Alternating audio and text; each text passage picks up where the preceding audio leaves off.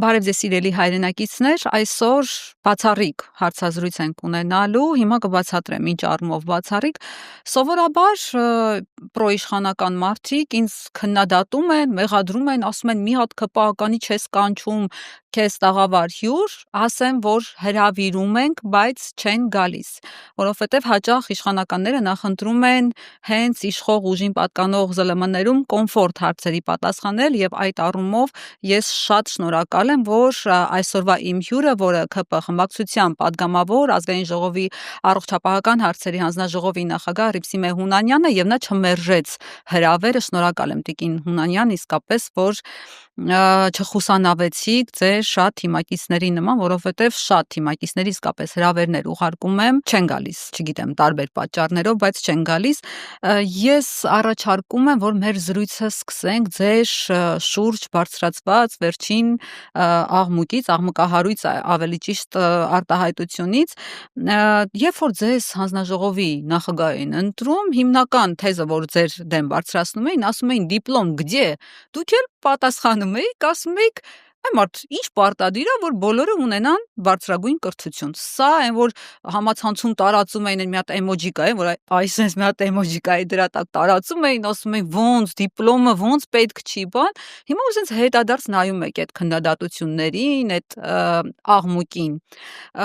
Ձեզ հանիրավի էին գանահարում, իսկապես դիպլոմը պետքա թե պետք չի։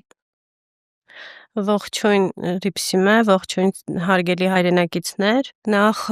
ուզում եմ շնորհակալություն հայտնել հրավերի համար եւ ասել, որ իմ գործընկերները միգուցե մերժում են գալը, բայց ես վստահ եմ, որ ինչ-ինչ պատճառների հետ կապված են մերժում, ոչ թե ինչ որ խուսանավելու հետ կապված։ Լուսավորեք մեզ այդ դեպքում, եթե ինչ-որ բան գիտեք։ Ես ոչինչ չգիտեմ, բայց վստահ եմ, որ նրանք ոչ թե վախենում են չեն գալիս, այլ ուղղակի զբաղված են, կարող է տարբեր հարցերով, գործերով եւ այլն, ամենավանդ վերջի շրջանում։ Միգուցե դրա համար, այնուամենայնիվ, ես որպես քաղաքացիական պայմանագիր կուսակցության ֆրակցիայի նաև ազգային ժողովի падգամավոր եւ հանձնաժողովի նախագահ չեմ խուսանավել, եկել եմ հարցազրույցի եւ հուսով եմ այդ կարծրատիպը կկոտրվի։ Բացումն արել է։ Ինչ վերաբերվում է հանձնաժողովի նախագահ ընտրվելու հետ կապված եւ ուր է դիպլոմը, где диплом, здесь диплом, ասեմ, որ դիպլոմը այստեղ է, դիպլոմը բարձրագույն չէ, բայց միջին մասնագիտական դիպլոմ է, եւ այդ դիպլոմով աշխատել եմ երկար տարիներ, շատ մեծ գործունեություն եմ ծավալել առողջապահության ոլորտում, ես կարող եմ ասել, որ առողջապահության ոլորտում ես եղել եմ պահանջված իմ աշխատանքի, իմ գործունեության մեջ, եւ չի խանգարել ինձ նաև լինել ղեկավար անձ առողջապահության ոլորտում, որովհետև ես շատ կարճ ժամանակ եմ աշխատել հերթափոխի բուժքույր, հա, եւ դրանից հետո միշտ ղեկավարել եմ բաժիններ, փոխարինել եմ, կատարել եմ գլխավոր բուժքրոջ պարտականություններ, այսինքն հիվանդանոց եմ ղեկավարել։ Տնօրեն եք եղել։ Չէ, գլխավոր բուժքրոջ պարտականությունները դա ավագ բուժքույր, գլխավոր բուժքույր, ավագ բուժքույրը դա բաժանմունքի ավագ բուժքույրն է, գլխավոր բուժքույրը ամբողջ հիվանդանոցի բուժքույրն է, բոլոր ավագ բուժքույրերի գլխավորն է եւ դա նշանակում է, որ նա զբաղվում է բոլոր ոչ միայն բուժքույրերի հարցերով բոլոր, այլ նաև տարբեր այլ հարցերով առողջապահական հիվանդանոցի հետ կապված առողջապահական ոլորտում։ Կներեք, այդ ղեկավար անձ արտահայտությունն էլ շատ քննադատվեց, որովհետև համեմատություն էին անում, ասում են այդ նույն բանն է, որ ասենք մեր շենքի պահակախմբի պետը ասի ես ղեկավար անձ եմ, որովհետև պահակների եմ ղեկավարում։ Ես կարծում եմ, որ այո, պահակներին ղեկավարող մարդն էլ կարող է ղեկավար անձ լինի, որովհետև մարդկային ռեսուրսի կառավարումը աշխարհում ամենադժվար մասնագիտությունն է։ Եկեք ընդունենք այդ փաստը եւ կառավարական ձիրքը ամեն մարդ չունի։ Այո, եւ ես գիտեմ շատ բարձրագույն կրթություն ստացած անձանց, ովքեր որ նույնիսկ մի քանի բարձրագույն կրթություն կրթության դիպլոմներ ունեն, հա, բայց նրանք կառավարչական ձիրք չունեն։ Եվ տապալել են իրենց գործունեությունը կառավարման ոլորտում։ Ես ականատես եմ եղել նույնիսկ նման իրավիճակների։ Իսկ այն մարդը, որ կարողանում է կառավարել ինչ-որ թեկուզ մի օղակ փոքրիկ, դրա համար իմ կարծիքով պետք չէ բարձրագույն կրթություն ունենալ։ Բարձրագույն կրթություն կարելի է միանշանակ բարձրագույն կրթությունը պարտադիր է։ Ես անցած իմ հարցազրույցի մեջ էլ ասացի, եթե մենք մեր ընտանիքը, հա, կարևորեր բարձրագույն կրթությունը, նա իմ եղբորը, իմ քրոջը բարձրագույն կրթության չէին տա իմ ծնողները։ Դե իմ ժամանակները մի քիչ այնպիսի խնդրահարույց չէ, ես մեծն եմ եղել, հետ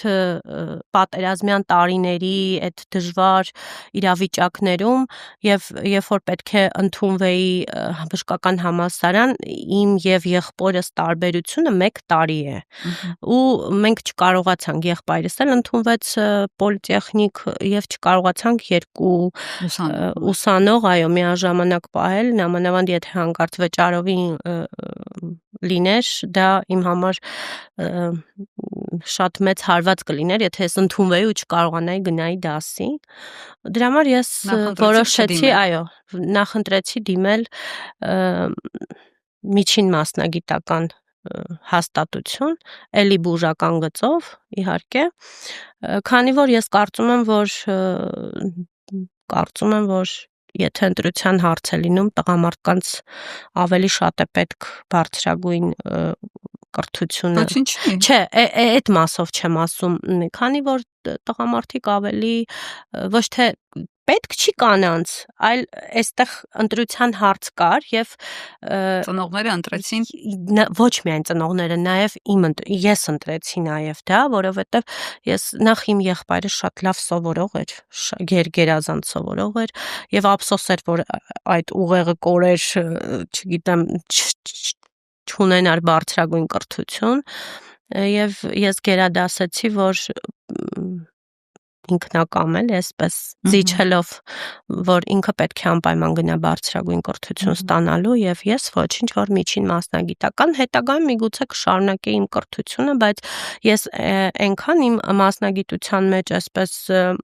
ինտեգրվեցի, այնքան հմտացա, որ ինձ պետք չեղավ ես գնայի բժիշկ դառնալու։ Ես իմ մասնագիտությունը սիրեցի շատ։ Բայց չկա զինվոր, որ չուզենա գեներալ դառնա, Դե միանշանակ չկա զինվոր, որ չուզենա գեներալ դառնա, բայց եթե բոլորը գեներալներ դառնան, այդ դեպքում զինվորները ովքեր պետք է լինեն։ Քննադատությունը հիմնականում ձեր հասցեին ոչ թե բաններ, որ բոլորը պիտի բարձրագույն կրթություն ունենան, այլ նրանք, որոնք հավակնում են, իսկ ազգային ժողովի հանձնաժողովի նախագահը ինքը ինչ որ երկրորդ սորտի պաշտոն չի, հավակնում են բարձր պաշտոնի, իրեն գոնե ունենան եւ ձեր ասած բանը կառավարման ձիրքը եւ դիպլոմը, այսինքն մեկը մյուսին չպիտի հակասության եւ նա պիտի լինի եւ նա, որովհետեւ պետական պաշտոններ պետք է զբաղեցնեն մեր հասարակության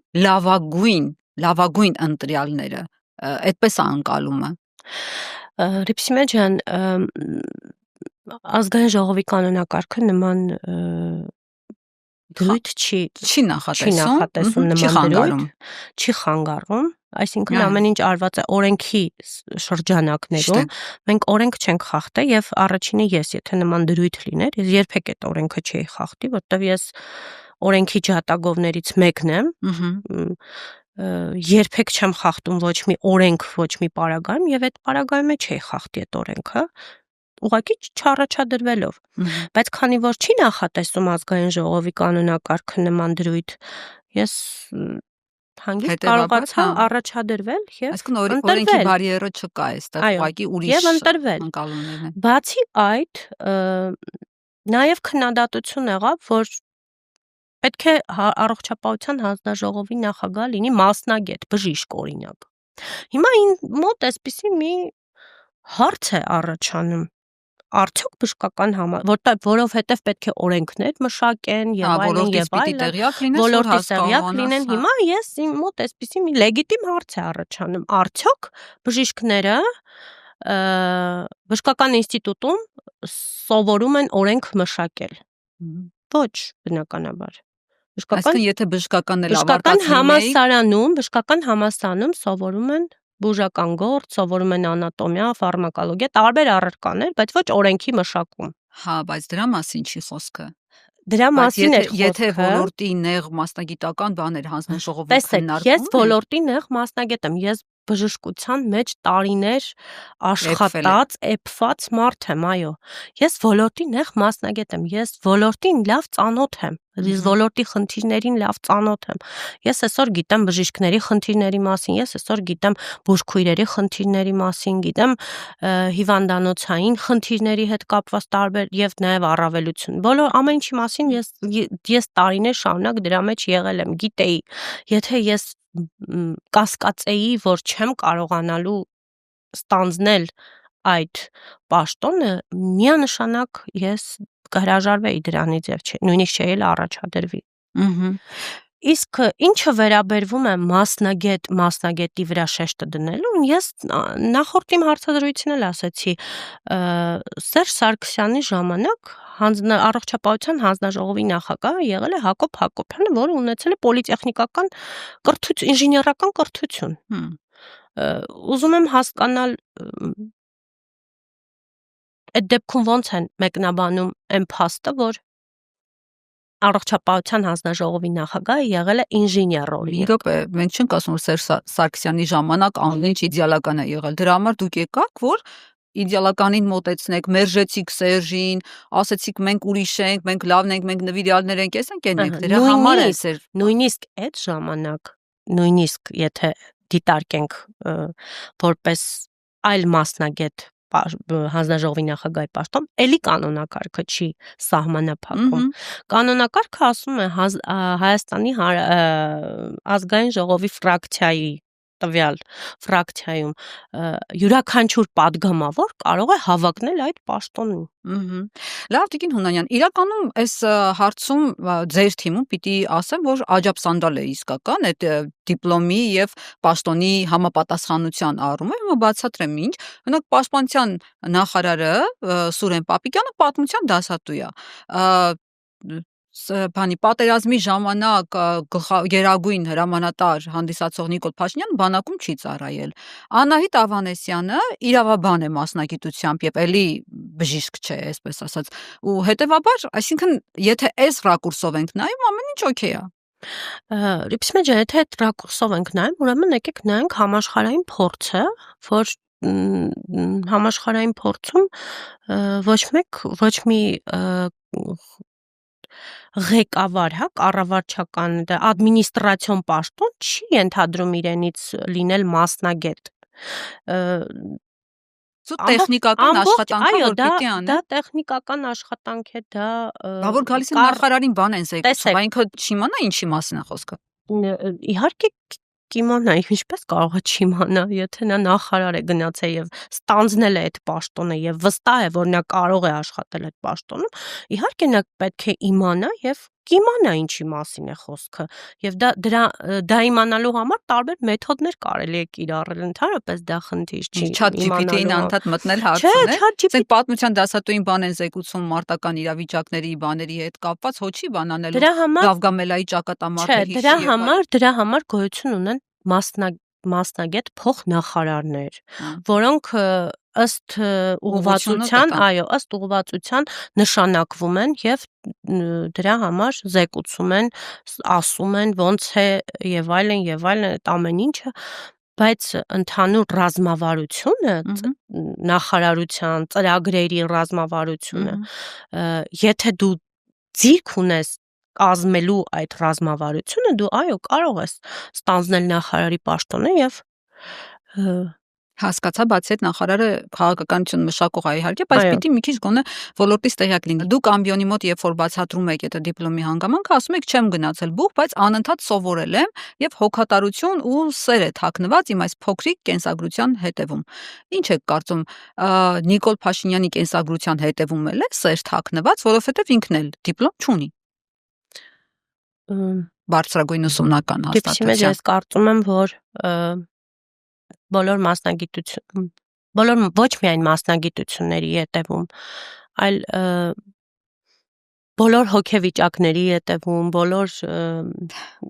գաղափարների հետևում պետք է թաքնված լինի սերը։ Պետք է։ Եվ ես շատ ուրախ եմ, որ ես այդ սերը տածում եմ եւ բաժանում եմ, կարելի ասել, բոլորին։ Եվ այո, ես կարծում եմ, որ Նիկոլ Փաշինյանի գործունեության ետևում էլ է թաքնված չէ, ակնհայտ սերը, որովհետև ես շատ վաղուց եմ ճանաչում եմ, ես հիմնադիր կուսակցական եմ եղել, ես ճանաչում եմ Նիկոլ Փաշինյանին վաղուց եւ ես նրա գործունեության մեջ դեռ ընդդիմադիր ժամանակներից այո սեր եւ հոգատարություն եմ տեսել եւ դրա ժողովրդի երկրի Բայց ինքն ասում շննաբարո դուրս պրծուկներ, ձեր քաղաքական դիակի մնացորդները կհանենք, ասֆալտին կծեփենք, ասֆալտին կփռենք, պատերին կծեփենք, այդտեղ սերը ո՞րն է։ Եվ հիմա կասեմ այդտեղ սերը ո՞րն է։ Եվ դրա համար եմ միացել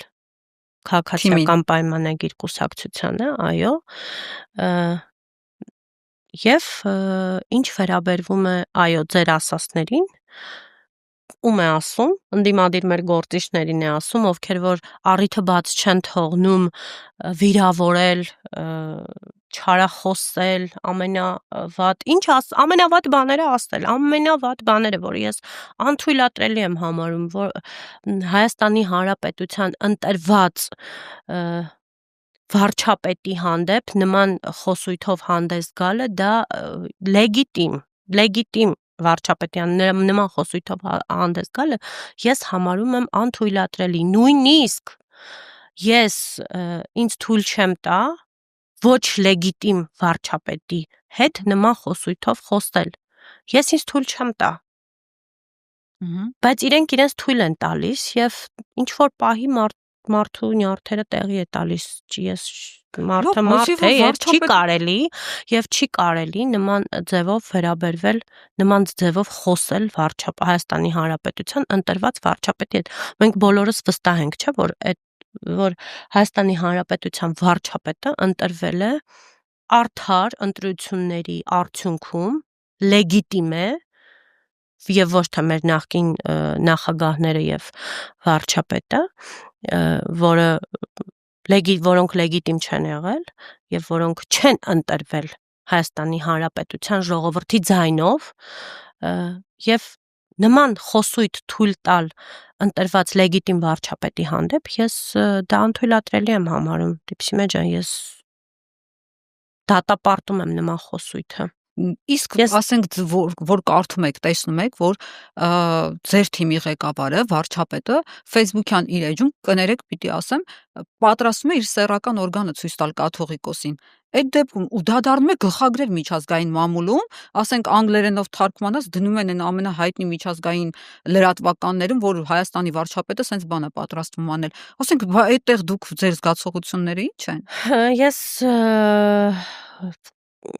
կարծում եմ, որ բոլոր մարդիկ սխալական են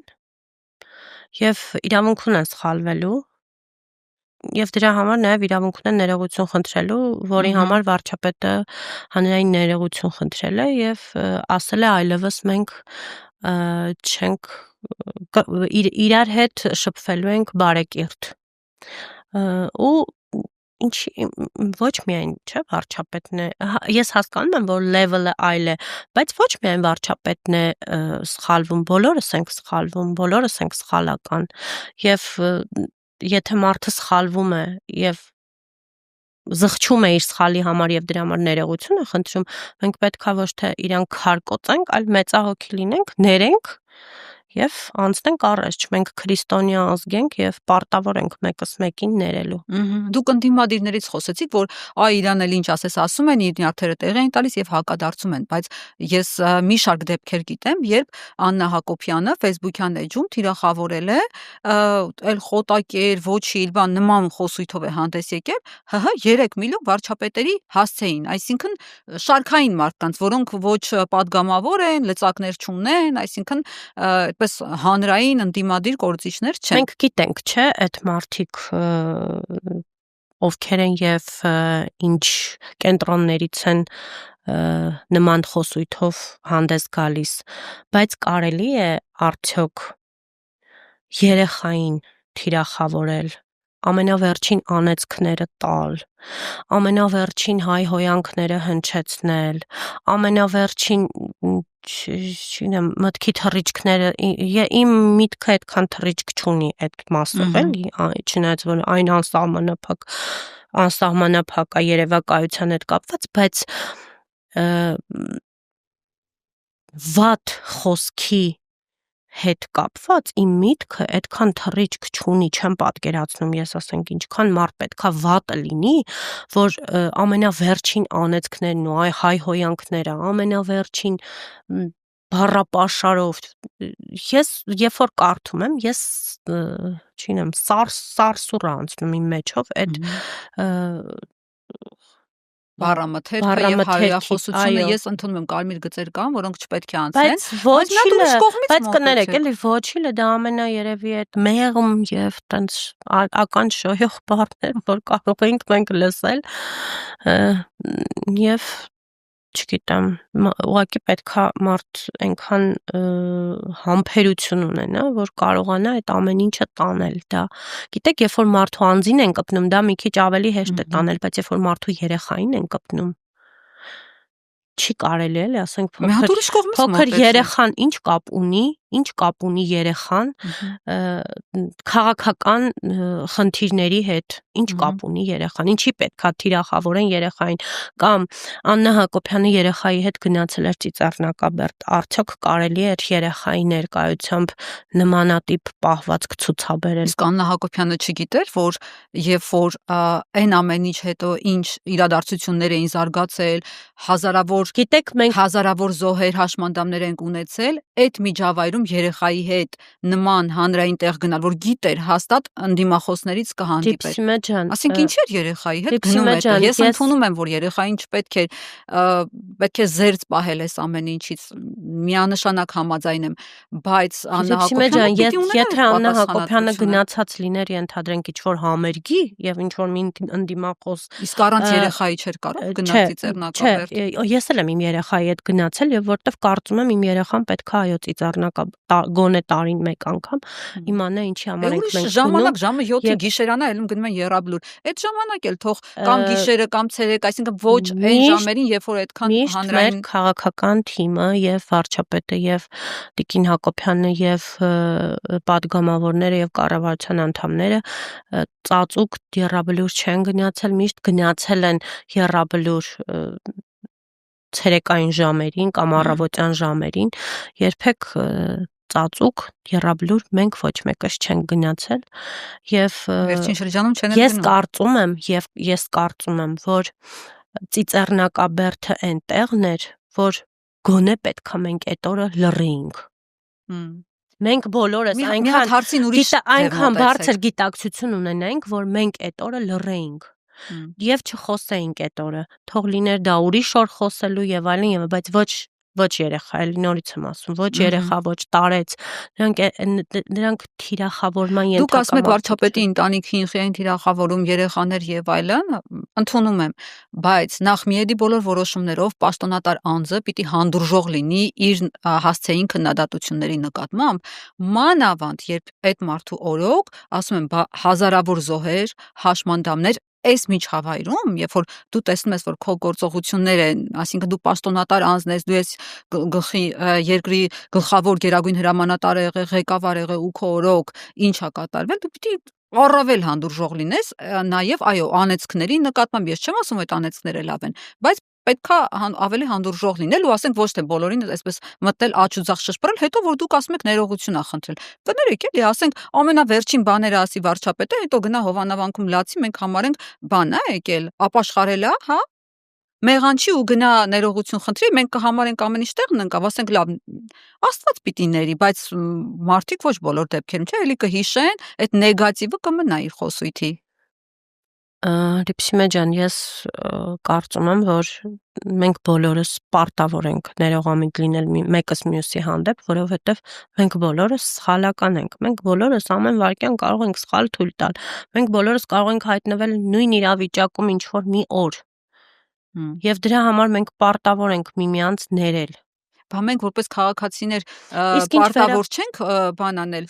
ուզենալ, ցանկություն հայտնել եւ պահանջել, որ մեր հանրային պաշտոններում բարձրաստիճան պաշտոնյաները, որոնք հանրային միջոցներից են սնվում, գոնե իրենք քիչ սխալական լինեն, հա, չեմ ասում ընդհանրապես, քիչ սխալներ թույլ տան։ Տեսել եք մենք համարյա թե երևի մի տարիքի ենք, տեսել եք մի իշխանություն, որը այսքան հանդուրժող լիներ իր ժողովրդի հանդեպ, իր ընդդիմախոսների հանդեպ։ Դուք տեսել եք բանտերում ինչ է կատարվում։ Տեսել եմ։ Ասենք խոսքի համար, մարդուն բառի համար բան են անում, տանում են բերդ։ Բառի համար։ Մասիս Մելքոնյանն էլ 5 րոպեում կալանքի որոշումը կայացնում է, ընթացքում էլ sense հավելում են մեղադրանքները ու պարզվում է, որ մեր, ասենք, հոգևորականներից բռնած, հա, բառի համար Նարեկ Սամսոնյանին հետույք բառի համար են իրենց ամբողջ տեխնիկան էլ արգրավել բանի օֆիսի, թե դա հետույք բառի հետ ինչ կապ ունի, երբ որ ԶԼՄ-ի աշխատանքը խոչընդոտվում է, այդ հարց է։ Ու լիքը դեպքեր կան էլ, ասենք ոնց կարելի է չնկատել։ Տիկին մեր հանրային խոսույթը պետք է, ես կարծում եմ, որ մեր հանրային խոսույթը պետք է ինչ որ ձև կարգավորվի եւ պետք է նմանատիպ բառեր մեր խոսույթում չօգտագործվեն։ Հա, բայց ասում եք հանդուրժողը, դրա հանդուրժողը ո՞րն է, որ ծն առավոտ գիշերանա գալի լցվում է տները, խուզարկություններ, բաներ ու այսօր sense որ նայում եմ ամբողջ հանրային դաշնում ով մի թթու խոսք ասում իշխանության հասցեին, մի գործ կարվում է գլխին։ Ոչ, չկա այդպիսի բան, ես ձեզ հետ թույլ տվեք չհամաձայնվել, որովհետև թթու խոսքի համար ոչ մեկին չեն տանում, այլապես այդ դեպքում տեղ չէր լինի քրեակատարողական հիմնարկներում, տեղ չկա, արդեն հավատացնում եմ։ Այնքան թթու խոսք ասող կա, որ տեղ չէր լինի, ես չեմ կարծում, որ թթու խոսքի համար են տանում, ես կարծում եմ, որ դրանք հստակ գործեր են, որոնցով զբաղվում են տվյալ մարդիկ եւ որոնց համար էլ կրում են պատասխանատվություն։ Ես չեմ կարծում, որ ազնիվ հոգևորականը կարող է հայտնվել բանտում։ Ես չեմ կարծում այդպես։ Մի հատ իրավիճակ պատկերացրեք, որ դուք իշխանություն չեք, ասենք ու ձեզ ինչ որ մի հատ ճկարքի ինչ որ հարցով կանչում են քննչական հարցաքննության, որպես վկա։ Գնում եք, դիմակայված ահածականները գալիս են, ձեր թևերը ոլորում են բան, ասենք ձեր մազերը բիզբիզ չի կանգնի, երբ որ ձեզ ասենք հերավոր 2018 թվին, տեսել ենք, որ դուք ազգային ժողովի միջանցքում, ասենք բանի, ես իմ օգնականի գրպանը պլան եք գցել, մարիխուանա եք գցել, ենթադրենք։ Այդ գործը ձեր համար ինչ որ խնդրահարույց չի։ Հիմա Արշակ Սրբազանին կանչել են քննչական, բռնել են ասում են 7 տարի առաջ մարիխուանա ես ցրել։ Ասենք դուք պատկերացնում եք այդ գործի ծաղրը։ Նախ դրա համար պետքա լինեն հստակ փաստեր։ Ես ազգային ժողովի միջանցքներից ոչ մեկի պահեսակի մեջ չեմ կարող։ Եթե չգիտենք, երբ որ իշխանություն չլինեք, կարող է մարիխուանա գցել, որովհետև առաջին հերթին ազգային ժողովի բոլոր միջանցքները տեսահսկվում են եւ ոչ մեկ պայուսակներով առանձնապես չի քայլում այնտեղ։ Եկեղեցին էլ է տեսահսկում։ Երկրորդը ես ընդհանրապես նման վատ սովորույթների հետ հեռու եմ եւ կապ չունեմ նմանատիպ բաների հետ։ Արշակ Սրբազանը շատ մոտ է մարիխուանային։ Եվ իսկ ինչ վերաբերվում է եւ չի լինի այդպիսի մարտից թվում է, որ գնա ասի, գիտեք ինչ, Ռիփսիմե Հունանյանը իմ պայուսակի մեջ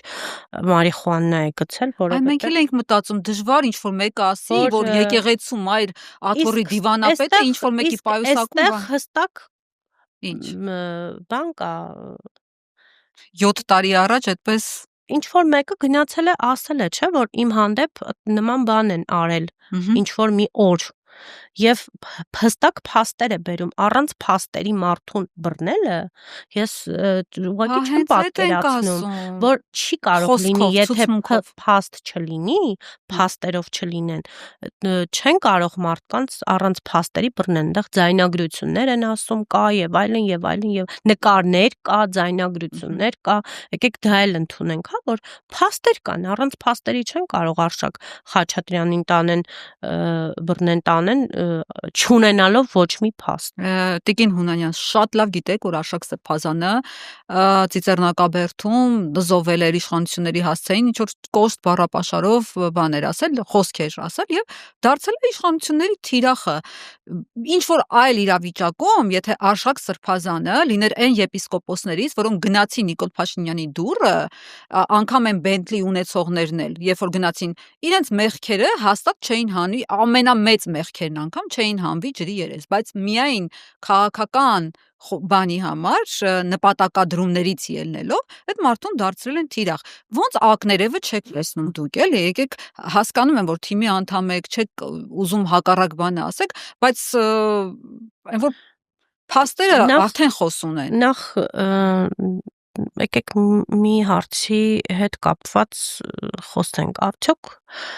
հոգևորականը պետք է նզովքներով զբաղվի։ Նզովք հոգևորականները ունեն բանադրանքի ինստիտուտը, անիծի ղեկավարներ, անիծի Հայաստանի Հանրապետության իշխանություններին, որոնք բայց Հայաստանի իշխանությունն ինչեն իրենց վրա վերցրել։ Արշակ Սրբազանը չի ասել Հայաստանի իշխանությունը, ասել է ով ցեղասպանությունը ժխտում է նզովյալ լինի։ Բայց ով է ժխտում ցեղասպանությունը։ Բայց հենց այդ ենք ասում, ուրեմն ընդունել է, չէ՞ որ Փաշինյանին ինքը նզովել է։ Բայց կա Նիկոլ Փաշինյանը ասել է, որ ես ցեղասպանությունը չեմ ընդունում։ Չասել հələ մի հատ պիտի տեսնենք, հասկանանք ինչի եղավ ցեղասպանությունը, ինչի 30 թվին, չգիտեմ, բայց ճիշտ է ասում, պետք է հասկանանք ինչի եղավ ցեղասպանությունը, գիտեք, մենք դուք կասկածի տակ եք դնում, չէ, ես ոչ թե կասկածի տակ եմ դնում ցեղասպանությունը եղել է, բայց պետք է հասկանանք ինչի համար է եղել ցեղասպանությունը։ Չգիտենք հələ ինչի համար է եղել։ Մի վարքյան հարգելի։ Այսինքն մենք հիմա թուրքերի հետ ախպեր ընկեր բարեկամ ենք, էլ չենք ասում, որ մի վարքյան հիմա ես կասեմ։ Մենք խնդիր ունենք, ինքնաճանաչման խնդիր ունենք մենք։ Մենք մեզ ճանաչելու խնդիր ունենք։ Մենք մեր խնդիրների հետ առերեսվելու խնդիր ունենք։ Մենք մեզ ճանաչում ենք, Տիկին Հունանյան, դուք ձեր թիմը ձեզ չի ճանաչում։ Ձեր թիմը Հայաստանի պատմությունը չի ճանաչում։ Դրանք տարբեր բաներ են։ Մեր ժողովուրդը ինքնաճանաչման խնդիրների հետ ինքնաառերեսման խնդիր ունի։ Մենք պետք է մեր բացերը ընդունենք առաջին հերթին։ Որ բացը, ցեղասպանվելու բացը ո՞րն է մեր, որ հիմա կասկածի տակ է դրվում։ Մի րոպե հիմա ես ասեմ, ես միայն ցեղասպանության մասին հիմա չեմ խոսում, ես առհասարակ եմ ասում։ Մենք պետք է մեր բացերը նախ առաջին հերթին ընդունենք, առերեսվենք դրա հետ։ Ունենանք այդքան կամք եւ առերեսվենք այդ խնդիրների հետ, վերլուծենք, մեր սխալները կարողանանք վերլուծել եւ այդ սխալների ուղղման ճանապարհով գնալ։ Այն որ ցեղասպանություն եղել է, դա ոչ մեկ չի ժխտում, բայց թե ինչի համար է եղել ցեղասպանությունը, մենք խոսում ենք դրա մասին, մենք պետք է հասկանանք ինչի եղավ այդ ցեղասպանությունը, ով էր մեղավոր այդ ցեղասպանության մեջ, որ եղավ, ինչի այդքան հայեր կոտորվեցին, ինչի այդ հայ համայնքը, որ ապրում էր Արևմտյան Հայաստանում, հանգիստ իր համար ապրում էր, գործում էր մշակույթ, արվեստ, արհեստ եւ այլն, ինչի մի օր որոշեցին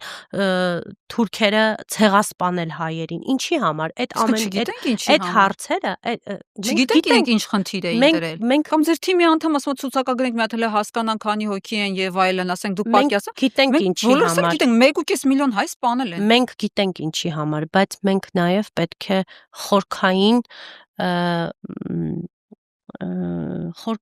կարողանանք ուսումնասիրել դա ինչ է, բացի թուրքերին մաքրելու մղումից դա ինչ նպատակ կարող է հետապնդել, որ այդ խոսույթի խնդիրը նրանում է, որ պատմությունը բարբերաբար կրկնվում է։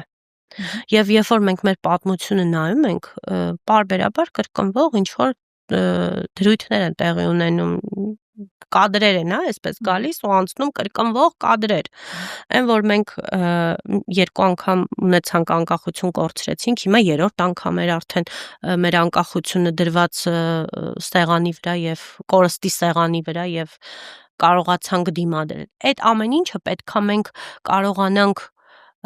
ուսումնասիրել, առերեսվել խնդիրների հետ եւ նույն սխալը նորից չանել։ Վարչապետը ինչ ասում, մենք պետքա առերեսվենք մեր խնդիրների հետ, նույն սխալը անընդհատ չանելու համար։ Բայց վարչապետը երբեք չի ասել, որ ցեղասպանություն տեղի չի ունեցել եւ երբեք չի ասել, որ ես ժխտում եմ ցեղասպանությունը։ Ոչ, նման բան չի ասել։ Բայց ես կիսում եմ այն վարչապետի այն միտքը, որ ասում եմ մենք պետքա ցմահ թշնամիներ չմնանք մեր հարևանների հետ։ Այո, ես դա կիսում եմ։ Մենք չենք կարող միշտ դարեր շարունակ, սերունդներ շարունակ լինել մեր հարևանների հետ թշնամի եւ այս խնդիրները կապել մեր սերունդների Այսինքն առաջարկում եք մոռանալ ցեղասպանության փաստը։ Չէ, ես չեմ առաջարկում։ Որ բարեկամություն։ Չէ, ես չեմ առաջարկում մոռանալ։ Ես նման բան չեմ ասում։ Բայց գիտեք, որ մի անգամ իրենք ցեղասպանել են։ Մեծ Թուրանի ծրագիրն են իրականացնում։ Իրենք իրենց բոլոր գործողությունները միտված են հենց հայասպան, ցեղասպանությանը։ Դուք ո՞նց եք իրենց հետ գնում։ Ուրեմն պետքա այնպես անենք, որ այլևս Մեծ Թուրանի ծրագիրը երբեք այլևս չիրականանա։ Տիկին Հունանյան, դուք ՔՊ-ի առաջադրման փողը տվել եք։ Դա ոչ։ Բայց տալու եք։ Այո։ 500,000 էր, ոնց որ ՔՊ անդամներին։ Այո, ՔՊ անդամներին 500,000 եւ ովքեր ոչ կուսակցականներ են 1.5 միլիոն։ Բայց դուք վարկ ունեք, վարկերի տակ եք։ Ինչ եք ուզում անպայման տալ այդ փողը ու առաջադրվել նորից։ Ընդհանրապես մեկը մյուսի հետ կապ չունի, կարծում եմ։ Տալիս եք, որովհետեւ մտածում եք, որ թիմի ներսում դուք կունենաք էլի ձեզ կտան պաշտոն, աշխատավարձ, թիմից դուրս, այսինքն ՔՊ-ից դուրս։ Ես իմ թիմի հետ ընդգրկվում եմ նախընտրական ցուցակում եւ գնում եմ 2026 թվականի հերթական ընտրություններին, թե հիմա որտեղ կլինեմ, որտեղ չեմ լինի, դա այդքան էլ կարեւոր չի, բայց ես ոնց որ միշտ եմ եղել թիմի կողքին, այնպես էլ հիմա եմ թիմի կողքին։ Բա որ չընտրվեք։ Ոչ մի խնդիր։ Այդ գումարը հեչ գնա ջուրը։ Դա հա։ Ինչով եք զբաղվելու հետը։ Դե կզբաղվեմ, ես մասնագիտություն ունեմ եւ իմ մասնագիտությամբ իհարկե վերակենդանացման բաժնի բուժքիր եք լինելու էլի։ Չէ, կորոշենք ինչ լինել։ Բայց չէ, բուժքույր չեմ գնա արդեն էլի։ Ձեր թիմի որոշ անդամներ, երբ որ որոշեցին չառաջադրվել, բիզնեսի ջղեր էին իրենց մոտ նկատում, գնում են, կարող է դուք էլ գնաք այդ ուղղությամբ։ Դե չեմ կարող ասել, ես ձեռքի տարբեր շնորհքներ ունեմ։ Կարող եմ մի օր որոշեմ ինչ որ բիզնեսով զբաղվել, եթե չլինեմ քաղաքական դաշտում, բայց չեմ բացառում։ Չեմ էլ բացառում, որ կարող եմ լինել նաև պետական օղակում ինչ որ մի այլ աշխատանքի։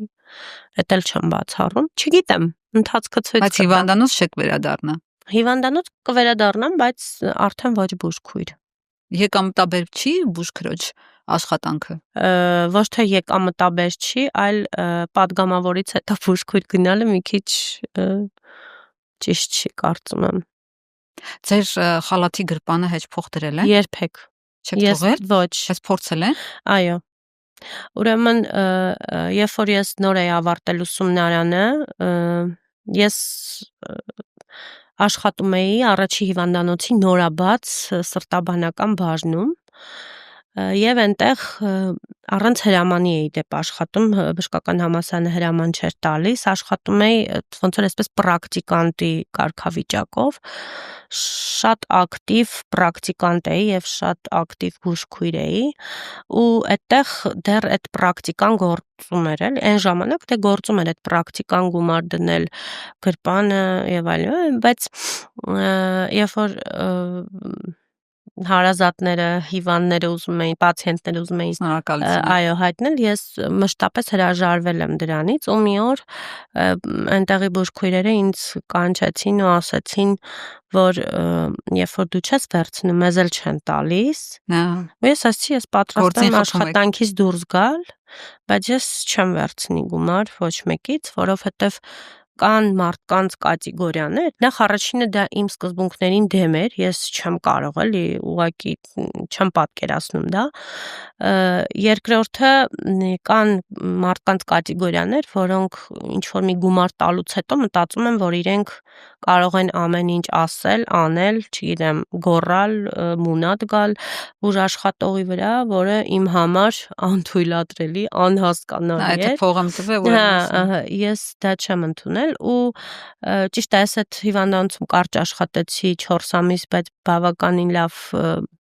պրակտիկա ձեռք բերեցի, դրանից հետո ես հերթագրված էի Նորքմարաշ սրտաբանականում Հրայր Հովակիմյանի այն վաղ ասում էին Հրայր Հովակիմյանի հիվանդանոց էլի ու ինձ կանչեցին այնտեղ, որը աշխատում էր լրիվ արտասահմանյան ստանդարտներով, այնտեղ բարձր աշխատավարձ էին բոլորը ստանում եւ չկար նման պրակտիկա, որ ինչ-որ մեկի գրպանում գումար մտցնել ու ոնց որ թե ես երանելիության մեջ էի, որ ես գտել եմ Հայաստանի Հանրապետությունում իմ տեղը, որտեղ նման երևույթներ չեն լինի։ Իսկ ինչ վերաբերում է ՔՊ պատգամավոր դառնալուն, դուք ասացիք, որ Փաշինյանի հետ որոշել եք ճանապարհ անցնել, այսպես դարձել եք պատգամավոր, ձեզ ասում են, որ դուք բոլորին ՔՊ-ին, որ դուք ուսապարկեր եք ու ձեր փոխարեն, եթե Փաշինյանի ուսապար կլիներ, գլխար կլիներ դուխով, մեկը ընտրվելու էր, այսինքն դուք ձեզանից բան չեք ներկայացնում։ Համաձայն եք դրա հետ, թե չէ, ու ձեր թիմի որոշ անդամներ ասում են, որ պահին, որ Փաշինյանը մեզ ասեց մանդատը վայր դիր, մենք խելոք կլսենք, կդնենք։ Դուք կդնեք, թե չէ։ Ռիփսիմե ջան, տեսեք, այն որ 18 թվականին բարձ մեծ լեգիտիմությամբ եւ մեծ ժողովրդի մեծ վստահությամբ թիմի առաջին դիրքերում կանգնած էր Հայաստանի Հանրապետության վարչապետը Նիկոլ Փաշինյանը, ես վստահ եմ, որ այո, այդ ժամանակ բոլորը Նիկոլ Փաշինյանի համար են մեզ ձայն տվել, եկեք, որ ասում եմ, ծուռը նստենք, դուզը խոսանք, ճիշտը ասենք, այո, ես վստահ եմ, որ այդ ժամանակ, այո, տվել են մեզ ձայն Նիկոլ Փաշինյանի համար։ Երբ որ մենք եկել ենք, հիմա ես ասեմ էլ, երբ որ մենք եկել ենք իշխանության արդեն 18 թվականից հետո, երբ որ եկանք իշխանության եւ այն թեզերը, որ մենք տարել ենք կոռուպցիայի դեմ պայքարը, մաղարիչներով աշխատանքի չընդունվելը եւ այլ, այդ ամեն ինչը թիմը արդեն պետք է իրականացներ։ Եվ թիմի անդամները ով որտեղ որ եղել է, դա արել է։ Հիմա չգիտեմ, կարող մեկը արել է, մեկը չի արել, չգիտեմ ոնց ա եղել։ Համենայնդեպս ես, օրինակ իմ մասով ասեմ, հա, ես հեղափոխությունից հետո իմ հիվանդանոցից տեղափոխվել եմ Սուրբ Գրիգոր Լուսավորիչ հիվանդանոց եւ մոտ 100 բուժքույր եմ ընդունել աշխատանքի, դե թող այդ 100 բուժքույրից մեկը կանգնի, ասի, որ ես իրան մաղարիչով եմ ընդունել աշխատանքի կամ չգիտեմ էլի ինչ եմ արել։ Ես ընդհակառակը հենց մի բան էլ իրենց տեսական գիտելիքներ էի տալիս, սովորացնում էի աշխատանքի կարևորագույն, չէ, գիտեք, չգիտեմ ինչի է բուժքույրությունը կապվում սիստեմա միացնելու։ Ինչի է բուժքույրությունը կապվում երակ մտնելու հետ, ես այդ լավ, ավելի բարդ պրոցեդուրան է։ Շատ բարդ, ինքը շատ ավելի բարդ աշխատանք է, քան կարծում են որոշ մարդիկ։ Այս վերջերս Էդգար Ղազարյանն էլ էր տենց տամպագորգոր ինչ-որ բաներ ասում, որ իբր բուժքույրությունը կապվում է ճնշում չափելու եւ երակ մտնելու, սրսկելու հետ, եթե դրանով է բուժքույրություն, ուրեմն ես կանչում եմ ասում եմ Էդգար Ղազյանը թող գա, եթե երկու բանը սովորացնեմ եւ ինքը դառնա բուժքույր, էլի, այտենց քույրական գործը տիրապետի։ Եվ հերիք չի սովորացրել եմ այդ տեսական գիտելիքները, մի հատ է գործնական գիտելիքներն եմ իրանց հետ աշխատել եմ, սովորացրել եմ, եւ ես այդ ժամանակ բարձր աշխատավարձ իդեպ չեմ ստացել, ասեմ իմանաք։ Ես կարելի ասել նույն աշխատավարձն եմ ստացել, ինչ որ ստանում էի Նոր Քմարաշում եւ հետո Սուրբ Գրիգոր Լուսավորիչում ստացա, նույն աշխատավարձն էի ստանում այդ ժամանակ եւ մի հսկայածավալ աշխատանք էի կատարում, հսկայածավալ։ Ես առավոտ գալիս էի գործի, գիշերը ժամը 11-ին գնում էի տուն, շատ հաճախ մնում հերթապահում էի, որովհետեւ բուժքույրեր չկային վերակենդանացման բաժանմունքում, որովհետեւ այդ բուժքույրերի գլխին պետքա մեկը կանգնած լիներ, որ հանգարց սխալներ չանեին, որ հանգարց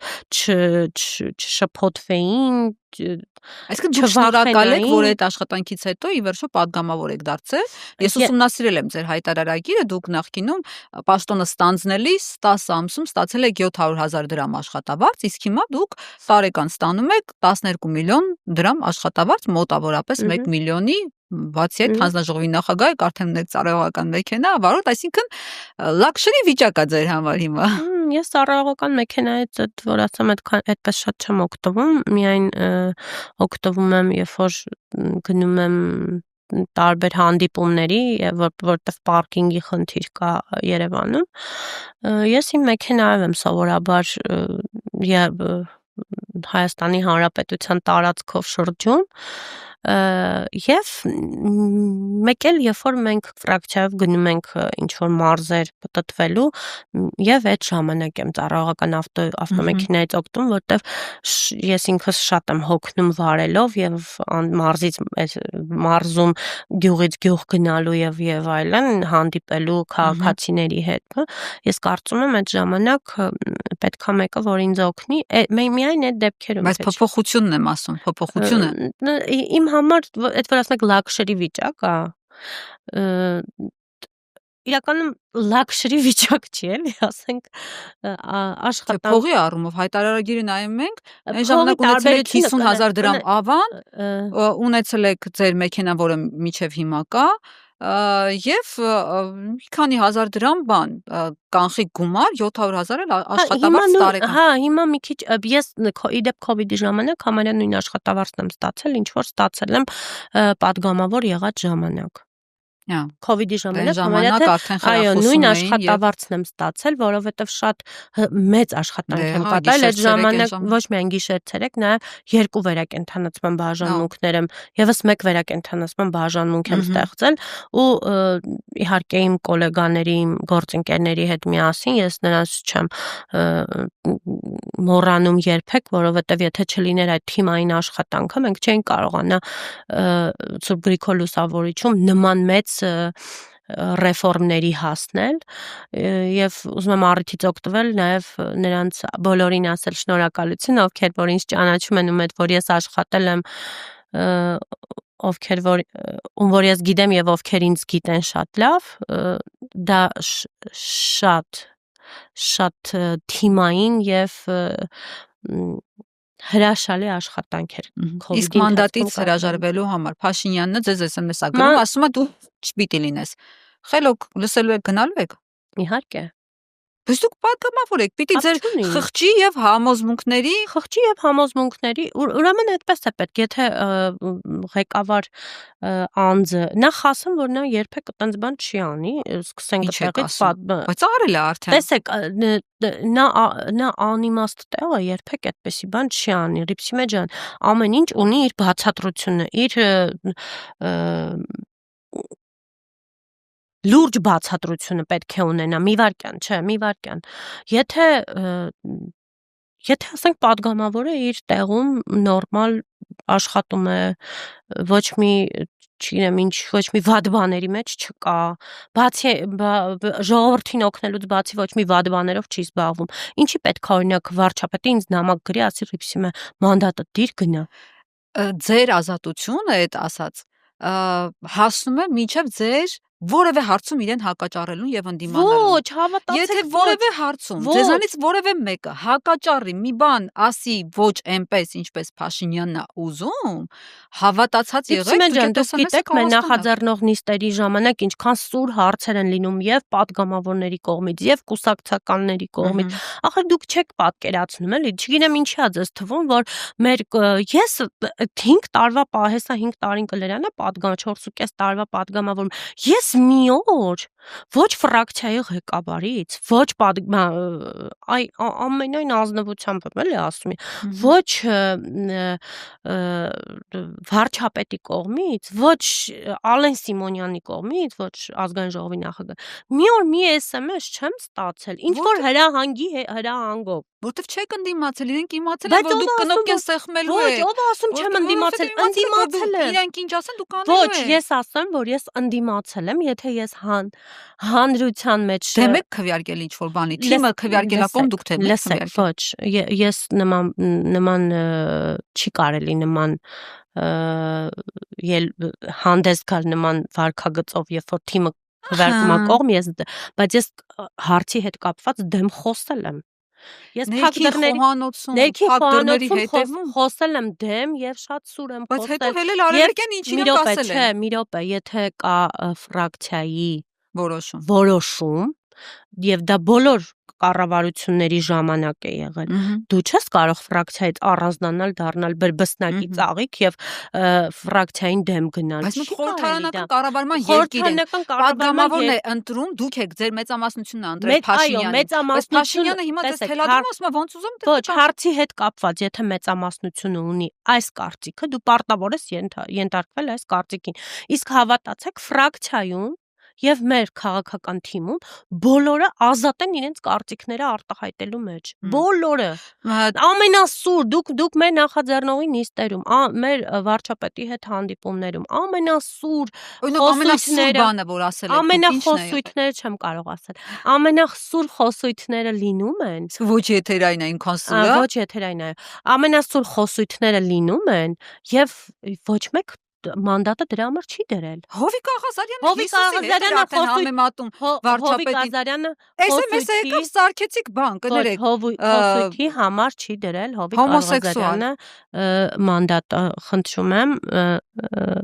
մի ասեք այդպես, որովհետև Հովիկ Աղազարյանը խոսույթի համար չի դրել մանդատ։ Դուք մտավախություն չունեք, որ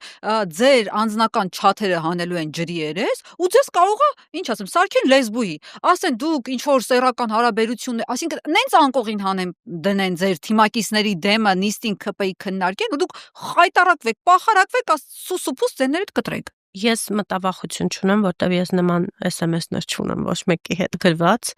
չեմ գրում գտնեն։ Չէ, չեն կարող գտնել, որտեվ չկա իրականում նման SMS-ներ։ Կարող ընկերու հետ զրույցը հանեն ու ընկերուհու հետ զրույցներում կյանքը սարևս գրածն եք մեկին ասեն ընկերուհու հետ զրույցներում էլ նման SMS-ներ չեն կարող գտնել, ոչ միտեղ չեն կարող նման SMS-ներ գտնել, որովհետև ես ասեմ ձեզ ավելին, ես նույնիսկ բաց կապերով եմ խոսում բոլորի հետ, ես նույնիսկ այն որ ասում փակ կապերով չեմ խոսում, որովհետև ես վախեր չունեմ, հասկանում եք, դեռ չեն կարող նման բան անել եւ նման բան անելու կարիք էլ չկա եւ չեն էլ ուզում անել նման բան, ես հիմա չեն ուզում, չէ, երբեք էլ չեն գծի մեջ եք իրանց, ոչ, երբեք էլ չեն ուզել, ես նորից եմ ասում, ամենասուր քննադատությունները падգամավորների կողմից լինում են, կուսակցականների կողմից լինում են, ամենասուր հարցերը տրվում են վարչապետին, բայց ոչ մեկ SMS-ով այսքան ժամանակ գործից աշխատանքից դուրս չեկե մանդատ չի դրել։ Տիկին Հունանյան, տեսեք, էլի վերադառնանք ձեր ասացներին բանի ազգային ժողովի ամբիոնից, երբ որ ասացիք սեր ու հոգատարությունը իմ կենսագրության հետևում, հենց դարձակ հանձնաժողովի նախագահ ԶԼՄ-ների առաջ ճեպազուրից տվեց քաղաքացիներից մեկը ազգային ժողովի ընդունարանում ու նկարագրեց ամենայն մանրամասնությամբ, որ այսպես անցել եք, բանի տեղ չեք դրել ընդհանրապես այդ քաղաքացուն, եթե չեք հիշում, ես այդ հատվածը հիմա միացնեմ եթերում, չէ, ես պետք չի միացնել, ես հիշում եմ, ես կասեմ հիմա, նախ սկսենք նրանից, որ այդ օրը ես քաղաքացիների հետ հանդիպման էի, եւ գրանցվել էր 5 քաղաքացի եւ ես այդ օրը նաեւ ժամը 1-ին պետք է մասնակցեի առողջության համընդհանուր ապահովության հետ կապված քննարկում էի, եթե դուք նայեք իմ բաներով Facebook-յան էջով, ես նույնիսկ դրել եմ այդ օրը հանձնաժողովների նախագահների հետ միասին պետք է մենք առողջության համընդհանուր ապահովության մասին խոսեինք առողջապահության նախարարի հետ, պետք է գար եւ ես ժամանակ ունեի մինչեւ 1-ը, այդպես էր պայմանավորված, որ ես 1-ին գոնե 5 պակաս պետք է դուրս գամ այնտեղից, եթե չհասցնեմ մինչև 1-ը, պետք է դուրս գամ այնտեղից գնամ, որ հասցնեմ մյուս քննարկմանը մասնակցեմ, այսինքն այն մի քաղաքացին, որին չեմ հասցնի ընդունել, այդ մի քաղաքացուն կընդունի կընդունեն փորձագետները կփոխանցեն ինձ, չէ, մի րոպե, ես հիմա ասեմ նախապատ այդ ամեն ինչի պատմությունը, որ դուք պատկերացնեք։ Հետո մեզ ասեցին, որ վայ, այդ մի քաղաքացին չի եկել։ Այդ վերջի քաղաքացին չի եկել։ Առողջական լուրջ խնդիրներով մարդ էր։ Երևի չի եկել, չգիտեմ ինչի համար չի եկել, չեմ ֆիքսել, չեն ասել ինչի համար։ Այսինքն որ մի քաղաքացին, վերջի քաղաքացին հրաժարվել է գալուց։ Ու վերջի պահին քաղաքացի է մտնում, որը գրանցված չի եղել, այսինքն այն մարդը, որ տվել է հարցազրույց, նա գրանցված չի եղել, նա մտել է, ուղղակի ասել է խնդիր ունեմ, խնդիր ունեմ, ասել են օքեյ, դե որ ոչինչ, որ գրանցված չեք, եկեք, կակրած մի քաղաքացի չի եկել, դուք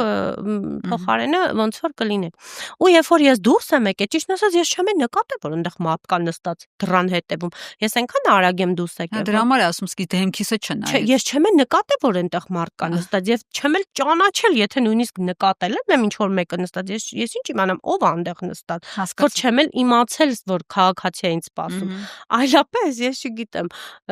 կգտնվի այդպիսի մի մարդ առողջապահության, կգտնվեն իհարկե, բայց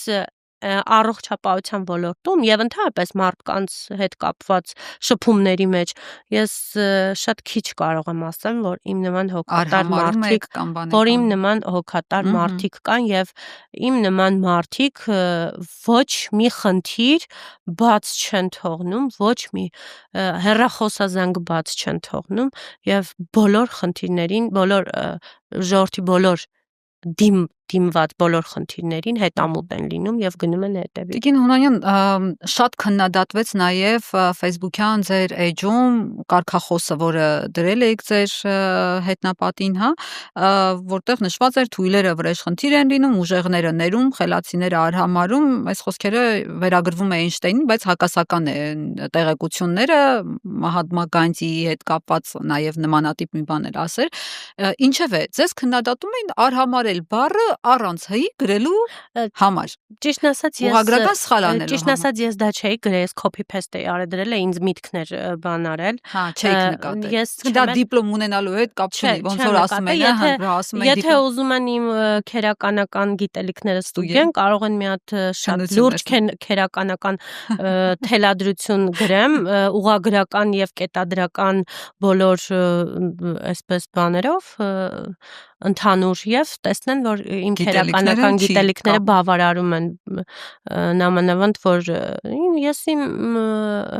էջում շատ բաներ ունեմ գրած, իմ մտքերը, իմ բանաստեղծությունները, ես նաեւ գրում եմ, այո, արձակներ եմ գրում, բանաստեղծություններ եմ գրում, իմ էջում գրված են, ինչի դրան ուշադրություն չեն դարձնում, չեն տեսնում ինչեր է երկրող։ Ես անկեղծ ես իմ գրածները անգիր չեմ հիշում, բայց եթե դուք թերթեք իմ էջը, անպայման կտեսնեք իմ գրածները, բանաստեղծություն, կարող եմ դա նույնիսկ ուղարկել, եթե կուզենաք, ուղարկել, կտեսնեք, այնպես որ ես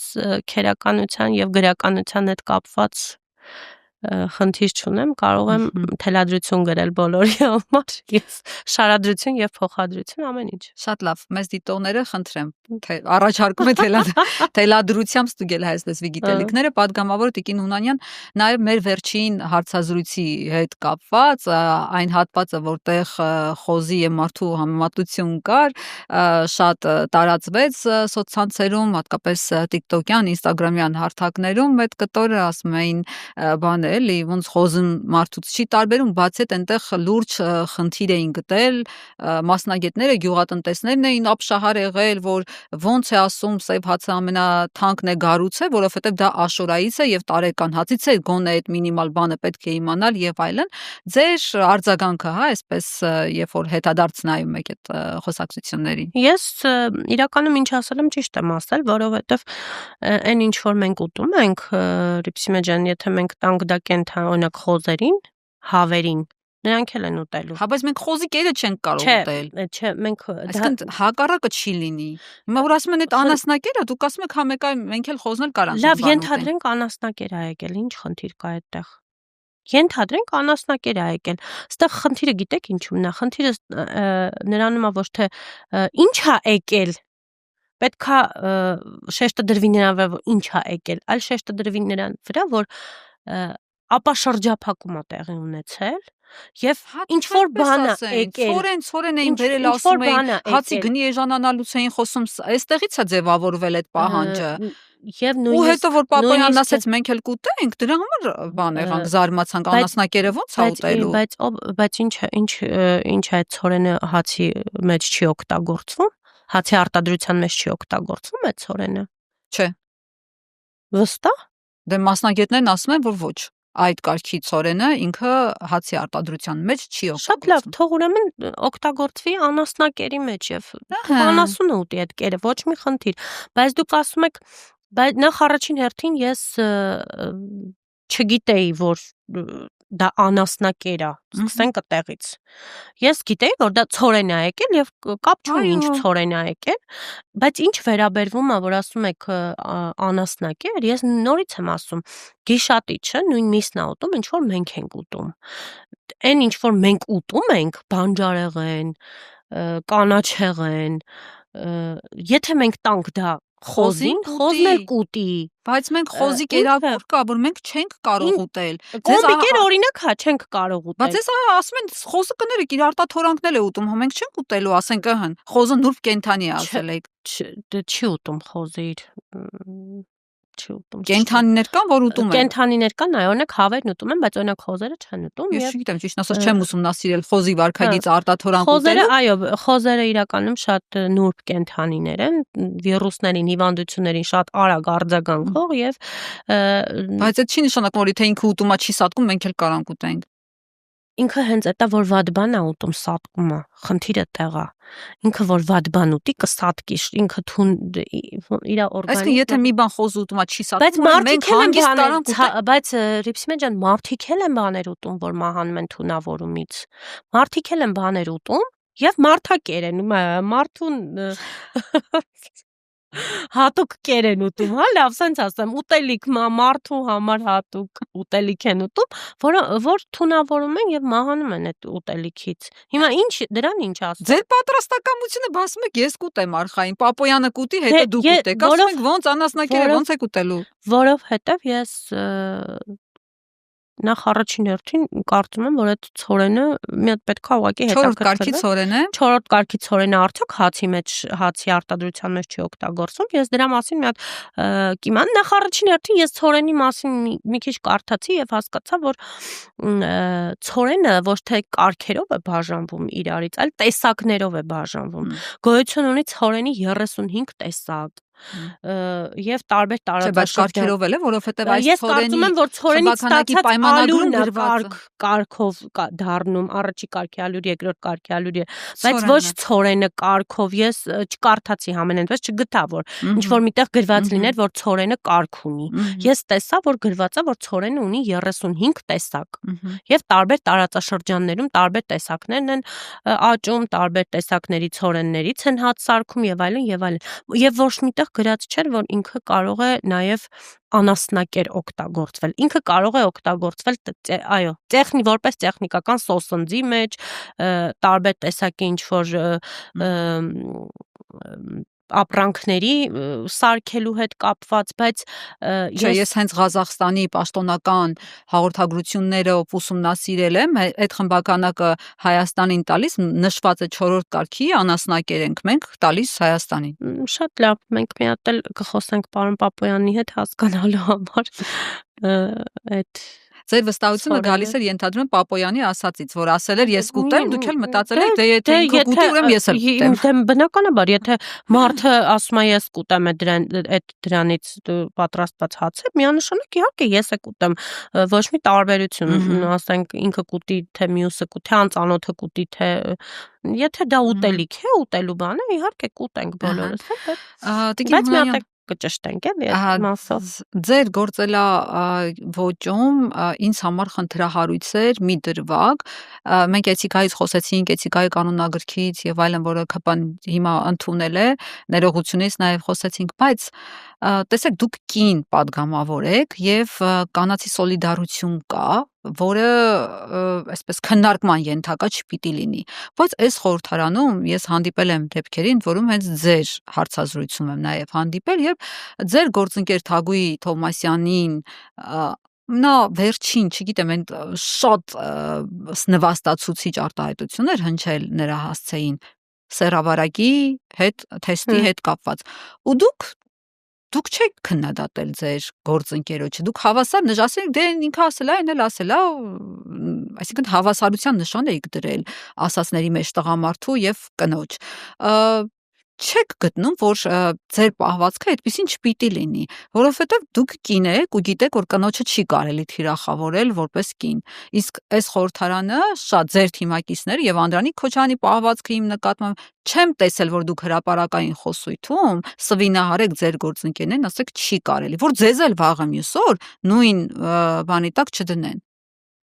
Ես դրա մասին ճիշտն ասած խոսել եմ եւ մի անգամ չեմ խոսել, մի քանի անգամ եմ խոսել։ Տես դուք խոսեցիք կանացի սոլիդարությունից, ես էլ եմ ուզում խոսել կանացի սոլիդարությունից, եկեք ուրեմն սկսենք կանացի սոլիդարությունից եւ հասկանանք, թե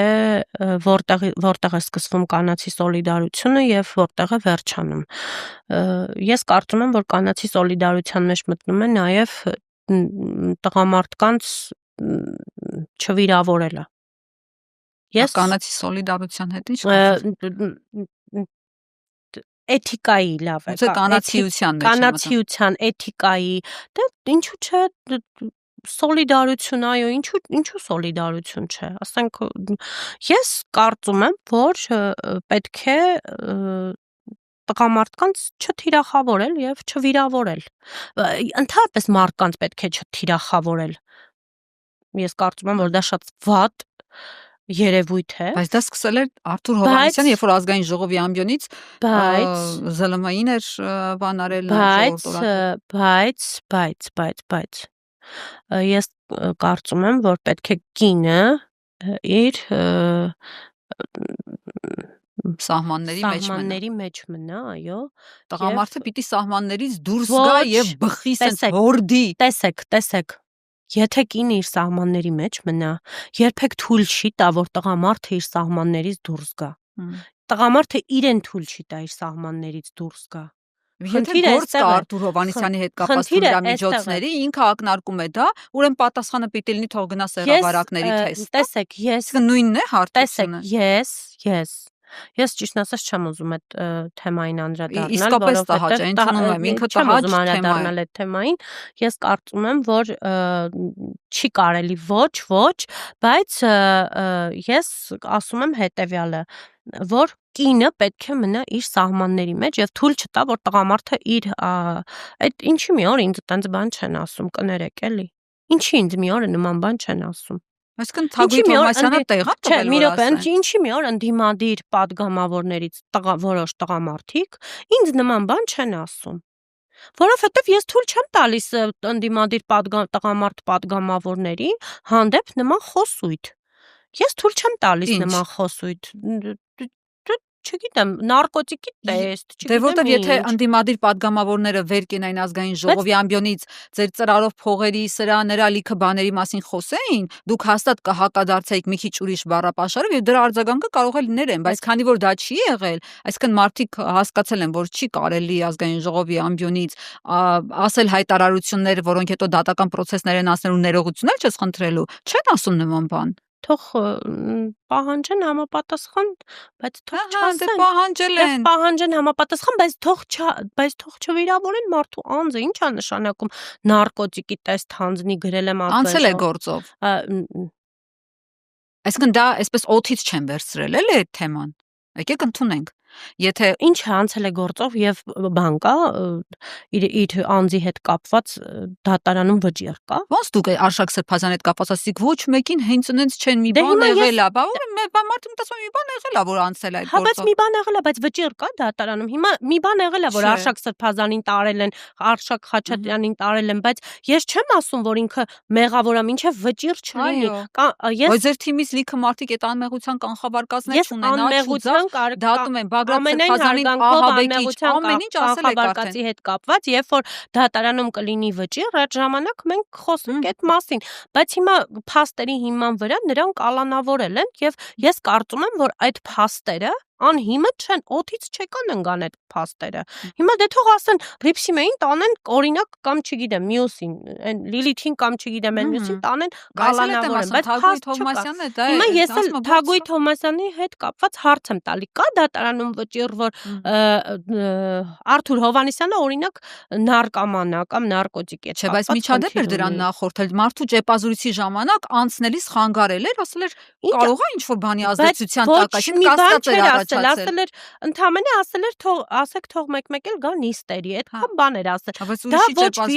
Դա ոչ վիրավոր, ոչ adekvat պահվածք է եղել եւ դրան է արձագանքել։ Նա ինքն էլ արձագանքել է, այդքանով պետքա սահմանափակվեր անցներ գնար եւ դրանից ավել պետքա չգնար։ Ոչ էլ գրություն չգնար Ալեն Սիմոնյանին, որ մի հատ նարկոտիկի տեսք թող հանձնի եւ այլն, ասենք դա կոռեկտ չի, ես կոռեկտ չեմ համարում։ Եվ Արթուր Հովհաննիսյանի արածը կոռեկտ է։ Արթուր Հովհաննիսյանը հանգիստ ասել է մեկ-մեկ ասեք թող գա։ Հանգիստ, այդ ոնց լսեցիք այդ հանգիստը։ Հետո ասում մեկ-մեկ ասեք թող գա նաեւ նիստերի։ Հետո խոսույթը լրագրողների հետ ճեպազրույցում։ Չեմ ուզում այդ թեմային անդրադառնալ։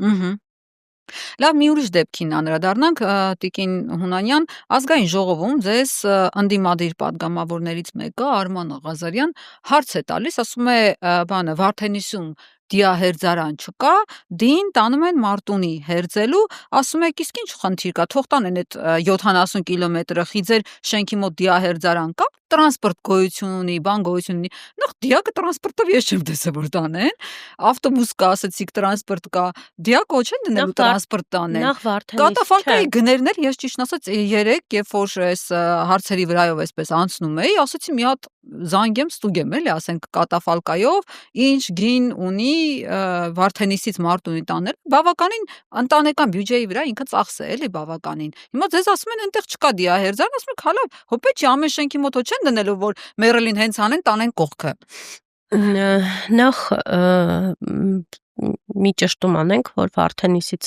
Մարտունի 70 կիլոմետր չի, 36 կիլոմետր։ Բայց դուք եք ազգային ժողովի ամբիոնից ասում 70 Իրանք էին ասում 70, դուք ուղղակի կրկնել եք։ Չէ, ես ձեր խոսքն եմ։ Հա, ես կրկնել եմ ընդհանրապես, ես հետո նայեցի, որ ճիշտն ասած, քանի որ ճանապարհների տարածքները նախորոք չեմ ստուգում նոր գնում հարցազրույցներ, ես հետո նայեցի, որ ընդհանրապես 36 կիլոմետր է։ Եւ ես ճիշտ եմ ասել իրականում, հիմա կասեմ ինչու համար եմ ճիշտ ասել։ Եկեք մի հատ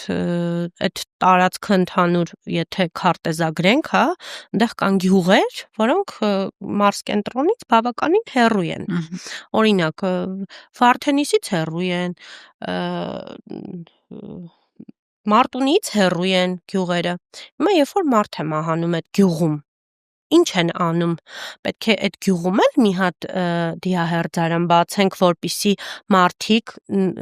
խոստամ վերջացնեմ, որպիսի մարդիկ իրենց գյուղից հեռու չգնան, գյուղի շրջանակներում կարողանան դիահերձում իրականացնել եւ իրենց հանգուցյալին հուղարկավորել։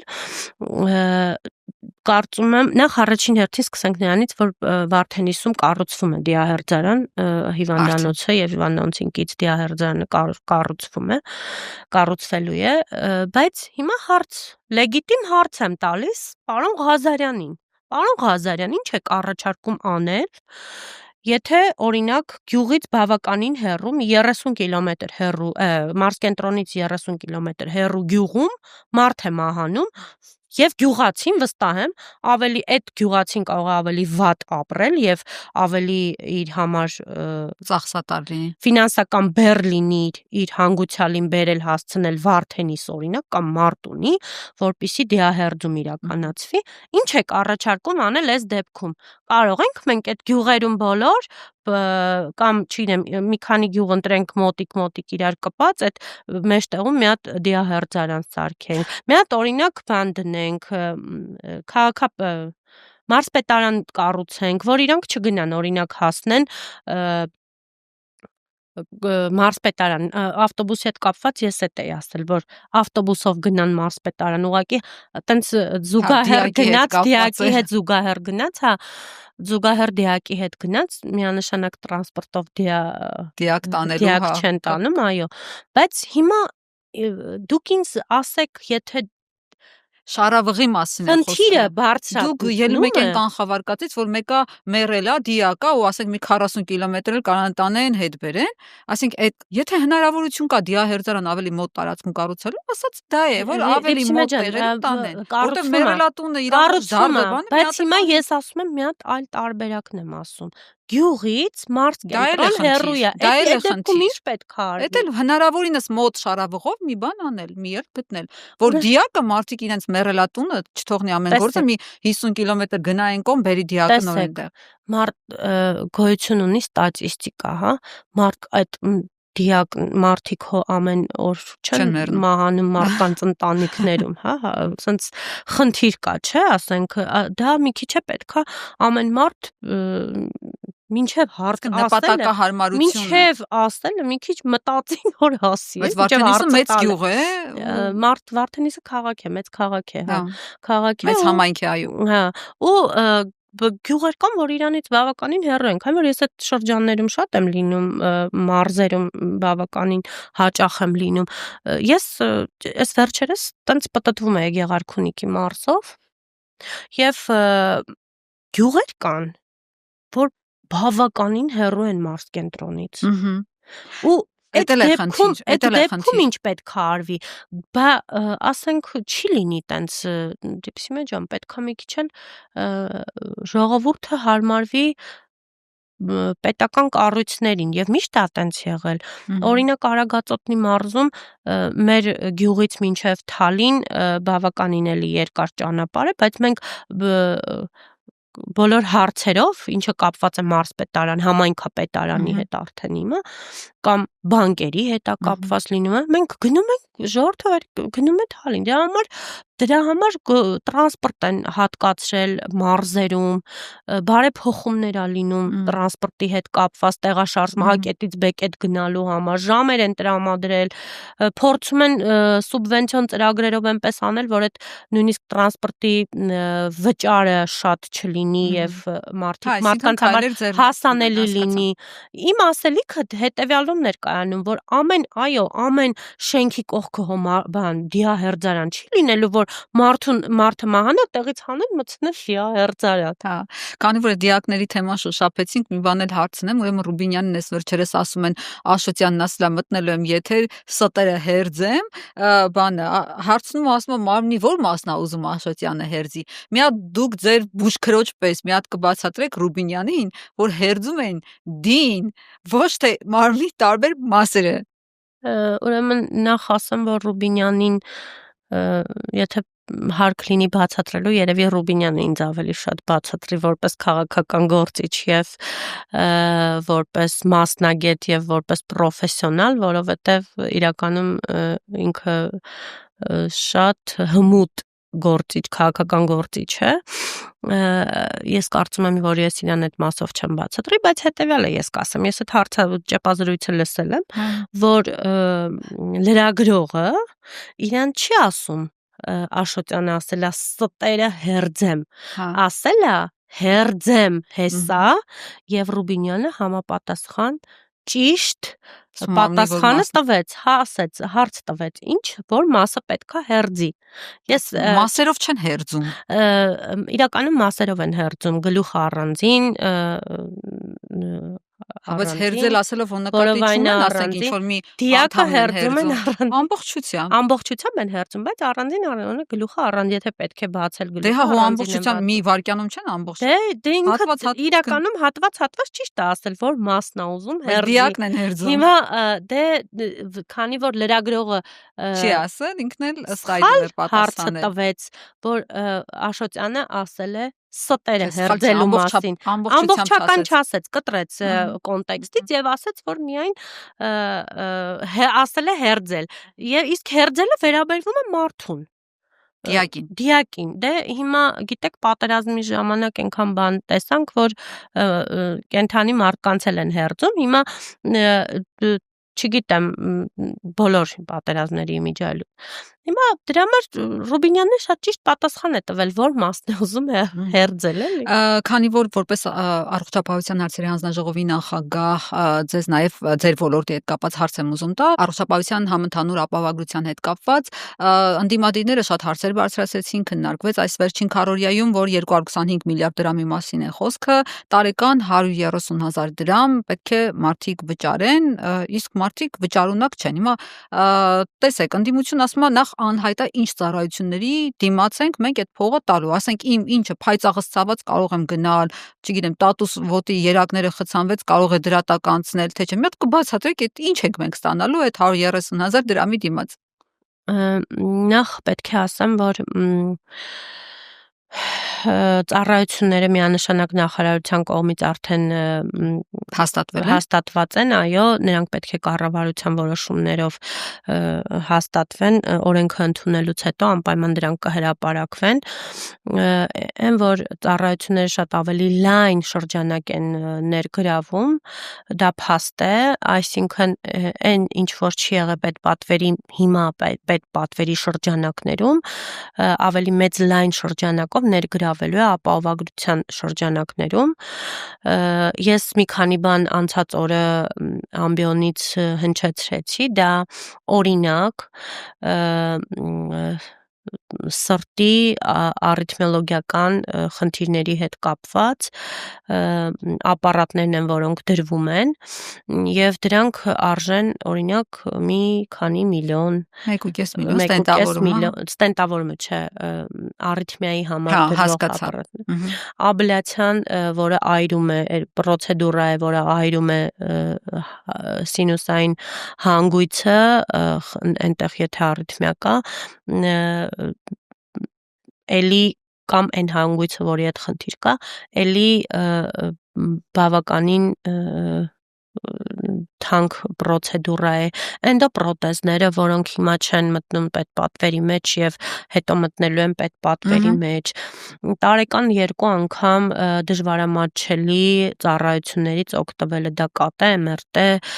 չգիտեմ, տարբեր տեսակի գաստրոսկոպիա, կոլոնոսկոպիա, մի խոսքով տարին 2 անգամ մարդը կարող է օգտվել,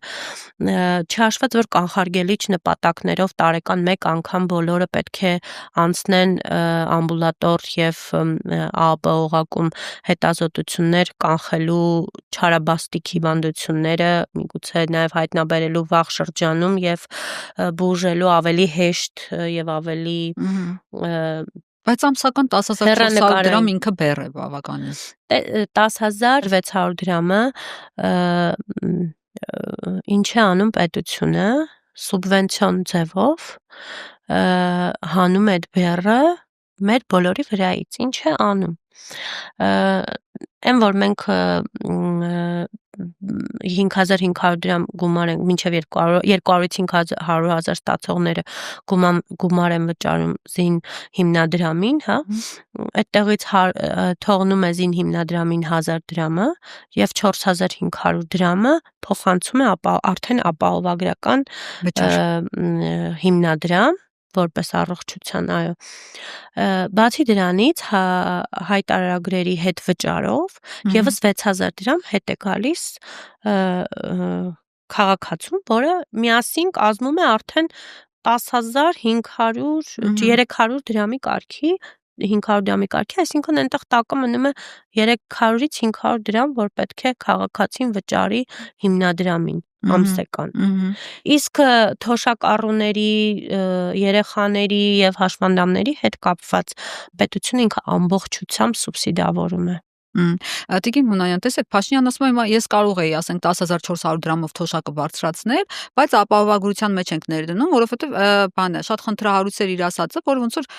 իրենք ճիշտ չեն կարողանա այդ գումարը տնօրինել, մենք ավելի ճիշտ, ավելի արդյունավետ կտնօրինենք։ Հիմա ես տեսել եմ մի քանի հարցազրույց դրան հաջորդած կենսաթոշակառուների, ասում են, խի մենք բերանի տեղը մեր չգիտենք, ուտելու ձևը չգիտենք, թող տարմես մենք իմանայինք ոնց ծախսենք այդ փողը։ Պետք էր առողջապահական կտանեինք, բժշկի կտայինք, պետք էր ուտելու համար, մենք չենք կարողանում ապրել, ուտել չենք կարողանում։ Տեսեք, երբ որ ընդդիմադիր լրագրողները սկսում են հարցազրույց վերցնել քաղաքացիներից փողոցներում, ես այն օրը դա ուշադիր նայում էի եւ ինչ ախր հարցադրում այնպես են անում իրանք, որ այդ մարդկանց գցում են այսպես բանի մեջ, էլի, անհասկացողության մեջ, չգիտեմ ոնց այդ հարցին ճիշտ պատասխանել։ Իրականում վարչապետը ինչի մասին է խոսում։ Եթե մենք 10,000 դրամ տանք թոշակառուին ավել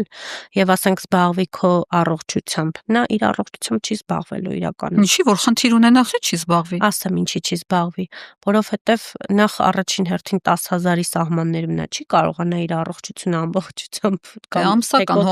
ամիսը 10 անգամ չի գնալու։ Ամս թեկուզ ամսական 10,000 դրամը չի հերիքելու իր առողջությունը, կոնսուլտացիայի երևի հիվանդանոցում գինն էլ այդքան չի, 10,000 դրամ չի, արդեն վաղուց թանկացել են կոնսուլտացիաները, չի կարողանալու։ Եվ մենք այսպիսի մի վատ սովորույթ ունենք, մինչև դանակը չի հասնում ոսկորին, մենք բժշկի չենք գնում, հայերս մենք։ Ուրեմն, երբ որ դանակը արդեն հասնում է ոսկորին, արդեն ուշ է լինում բժշկի գնալը։ Իսկ մեր նպատակը ոչ թե հասցնել դանակը ոսկորին, այլ հենց սկզբից կանխարգելել, որ չհասնի դանակը ոսկորին եւ այդ մարդիկ արդեն ամբուժելիությունից չմահանան։ Այսինքն մենք փրկենք այդ մարդկանց կյանքերը։ Խնդիրը դրանում է, վարչապետը, որ ասում է իրանք թոշակառուն adekvat այսպես չի օգտագործի այդ գումարը, հենց դա ինքը նկատի ունի, որ այսինքն մեր թոշակառուներին տուպոյի տեղ չի դնում, ուղղակի ասում են, որ ձեզ տանք փողը դուք չեք ծախսի ձեր։ Ոչ, իհարկե չեն ծախսի իրենց առողջապահության վրա, այդ 10,000 դրամը չի հերիք այդ առողջապահության վրա ծախսելուն։ Եվ հիմնադրամի սկզբունքը ինչու՞մն է կայանում, հիմնադրամի սկզբունքը կայանում է նրանում, որ ամբողջ գումարը հավաքվի այնտեղ, դե հո բոլորը միանգամից չեն հիվանդանում, չէ՞։ Բոլորը վճարում են, բայց բոլորը միանգամից չեն հիվանդանում։ Այսինքն այդ գումարի սահմաններում մեկը մյուսի հիվանդությունը կկարողանա փակել, հասկանում եք, ինչ որ մեկի հիվանդությունը, մեկի վճարած գումարը, այսպես ընդհանուր առմամբ որ ասեմ, որ պատկերելի լինի, էլի, կկարողանա փակել։ Հիմնադրամի սկզբունքը դա է, ու դրա համար դա adekvat ծախս կլինի առողջապահության ոլորտում, արդեն պիտանի ծախս կլինի առողջապահության ոլորտում ժողովրդի համար։ Բայց Փաշինյանն ասում է, մենք խոստացել ենք առողջապահության ապահովագրություն, բայց ոչ չեք ասել, որ չեն վճարելու դրա դիմաց։ Դա նույնն է, որ նախընտրական քարոզարշավին ասեն թոշակները բարձրացնելու են 10,000 դրամ, ասենք, բայց հետո ասեն, բայց մենք չենք ասել, որ պիտի մի 100,000 հետ տա կամ պիտի մի հատ գլուխկոնծի անեք, որ նոր տանք այդ 10,000 դրամ։ Այսինքն պայմանն է, ինչ է փոխվում։ Տեսեք, աշխարհում ոչ մի առողջապահություն անվճար չի, նախ սկսենք այստեղից։ Եվ շատ գործիչներ առողջապահությունը համարում են բիզնեսի տեսակ իրականում։ Չնայած ես այդպես չեմ համարում, որ առողջապահությունը բիզնեսի տեսակ է, որովհետև ես կարծում եմ, որ առողջապահությունը չի կարող դիտարկվել բիզնես միայն այն պատճառով, որ դա պետք է լինի միայն անձի շահերից բխող պետք է լինի եւ ոչ թե բիզնեսի շահերից բխող լինի, այսինքն չառնեմ էժան ապրանք, օգտագործեմ մարդու վրա, հասկանում եք, դա իմ կարծիքով ճիշտ չի։ Մենք պետք է առնենք որակյալ ապրանք եւ օգտագործենք մարդու վրա, որտեվ վերջերթի մարդու կյանքն է դրված այդ առողջապահության հիմքում, հա։ Եվ այո, ոչ մի առողջապահություն ցավոք սորտի անվճար չի, բացի երևի այն, չգիտեմ, ինչ պետություններ կամ տենց պետություն, չգիտեմ էլ, որ կարծում եմ չկա էլ երևի տես պետություն, որտեվ ինչ որ չափ էլի վճարում են առողջապահության գումար, բայց ես կարծում եմ, որ սա շատ լավ մեթոդ է մարդկանց առողջապահությանը հասանելի մոտ պահելու համար, կանխարգելելու համար եւ հետագա բարդությունները ավելի, հետագա խնդիրները, այսինքն մահացությունը քչացնելու համար, նամանավանդ մեր երկրում, քանի որ մենք անթիվ անհամար չենք եւ մենք մի բուռ ազգ ենք արդեն մնացել, դուք ընդունում եք Տիկին Հունանյան, այսպես ամփոփելով, հա, մեր զրույցը շատ թեմաներ արծարծեցինք, քննարկեցինք, ընդունում եք, որ ձեր թիմը ձախողել է շատ ոլորտներում ու պիտի հեռանա, անդիմությունն ասում է բավական է, շատ են սխալները եւ ճակատագրական են, Արցախ ենք կորցրել, մի բուռ ենք դարձել, պիտի գնաք։ Ոչ, չեմ ընդունում ես, Արցախ ենք կորցրել, որովհետև ես համարում եմ, որ մենք պատճառահետևանքային էլի կապի պատճառով ենք կորցրել Արցախ,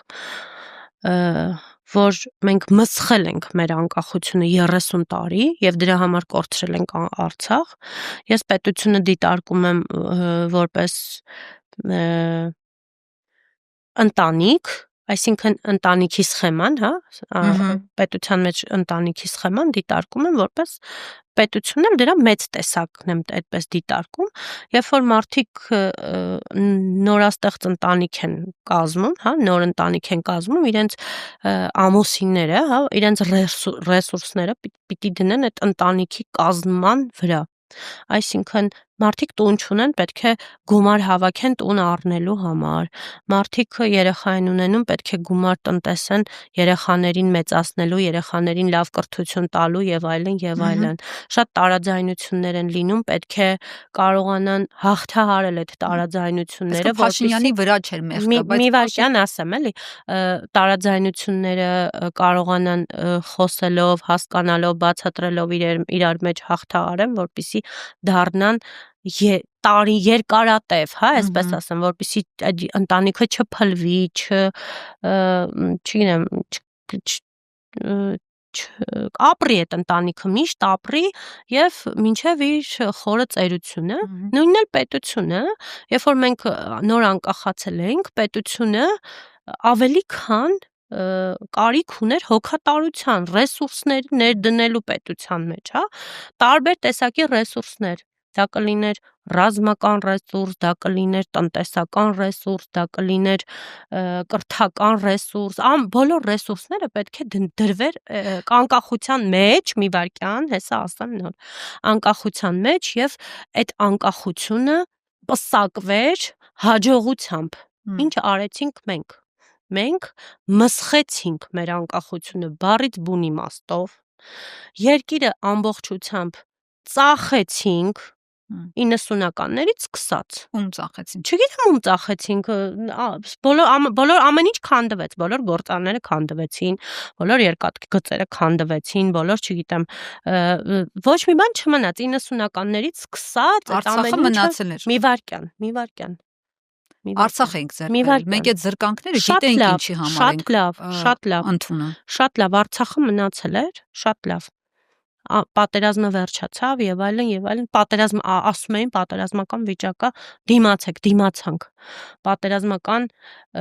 շրջանի բան ենք մենք, սերունդ ենք, պատերազմի սերունդներ ենք մենք ինչերի միջով ենք անցել, ես չգիտեմ, մենք գիտենք ինչերի միջով ենք անցել եւ կարողացել ենք հաղթահարել։ Բայց գիտենք ինչի համար։ Այո, հաղթեցինք պատերազմը եւ պատերազմը վերջացավ։ Եվ հետո ինչ եղավ, ինչ սկսվեց, հերթական մսխոցին սկսվեց։ Նորից հարստանում են որոշ ղեկավարներ իրենց հպատակ մոտիկ, չգիտեմ, բարեկամ Հիմա ձեր թիմում չկա այդ նույն մարդիկ հարստացողները։ Ես չգիտեմ, տենց մարդ։ Գնումների ոլորտը տեսեք ինչա կատարվում, Տիկին Հունանյան։ Ես էլ եմ մեր թիմից։ Ձեր թիմակից կոկորդիլոսագետ Գարիկ Սարգսյանի քերին պետական գնումներում միլիարդներ է ստանում։ Ես մեր թիմից եմ։ Ալխաս Ղազարյանը մեր թիմից է, Լիլիթ Ստեփանյանը մեր թիմից է։ Բայց եթե դուք չեք տեսնում ձեր մյուս թիմերը, կներեք ֆրեշի տրուբուչկան դրած բան են քաշում են բյուջեի միջոցները։ Տիկին Հունանյան, գնումների պայմանագրերը նայում ես ապշահար ես լինում։ Խնամի ծանոթ բաժանաղապետությունից էր խոսում։ Ես լիքը падգամավորներ կարող եմ հիմա թվարկել, որ չեք հարստացել։ Եվ նույնիսկ կարող եմ կառավարության անդամներ էլ թվարկել,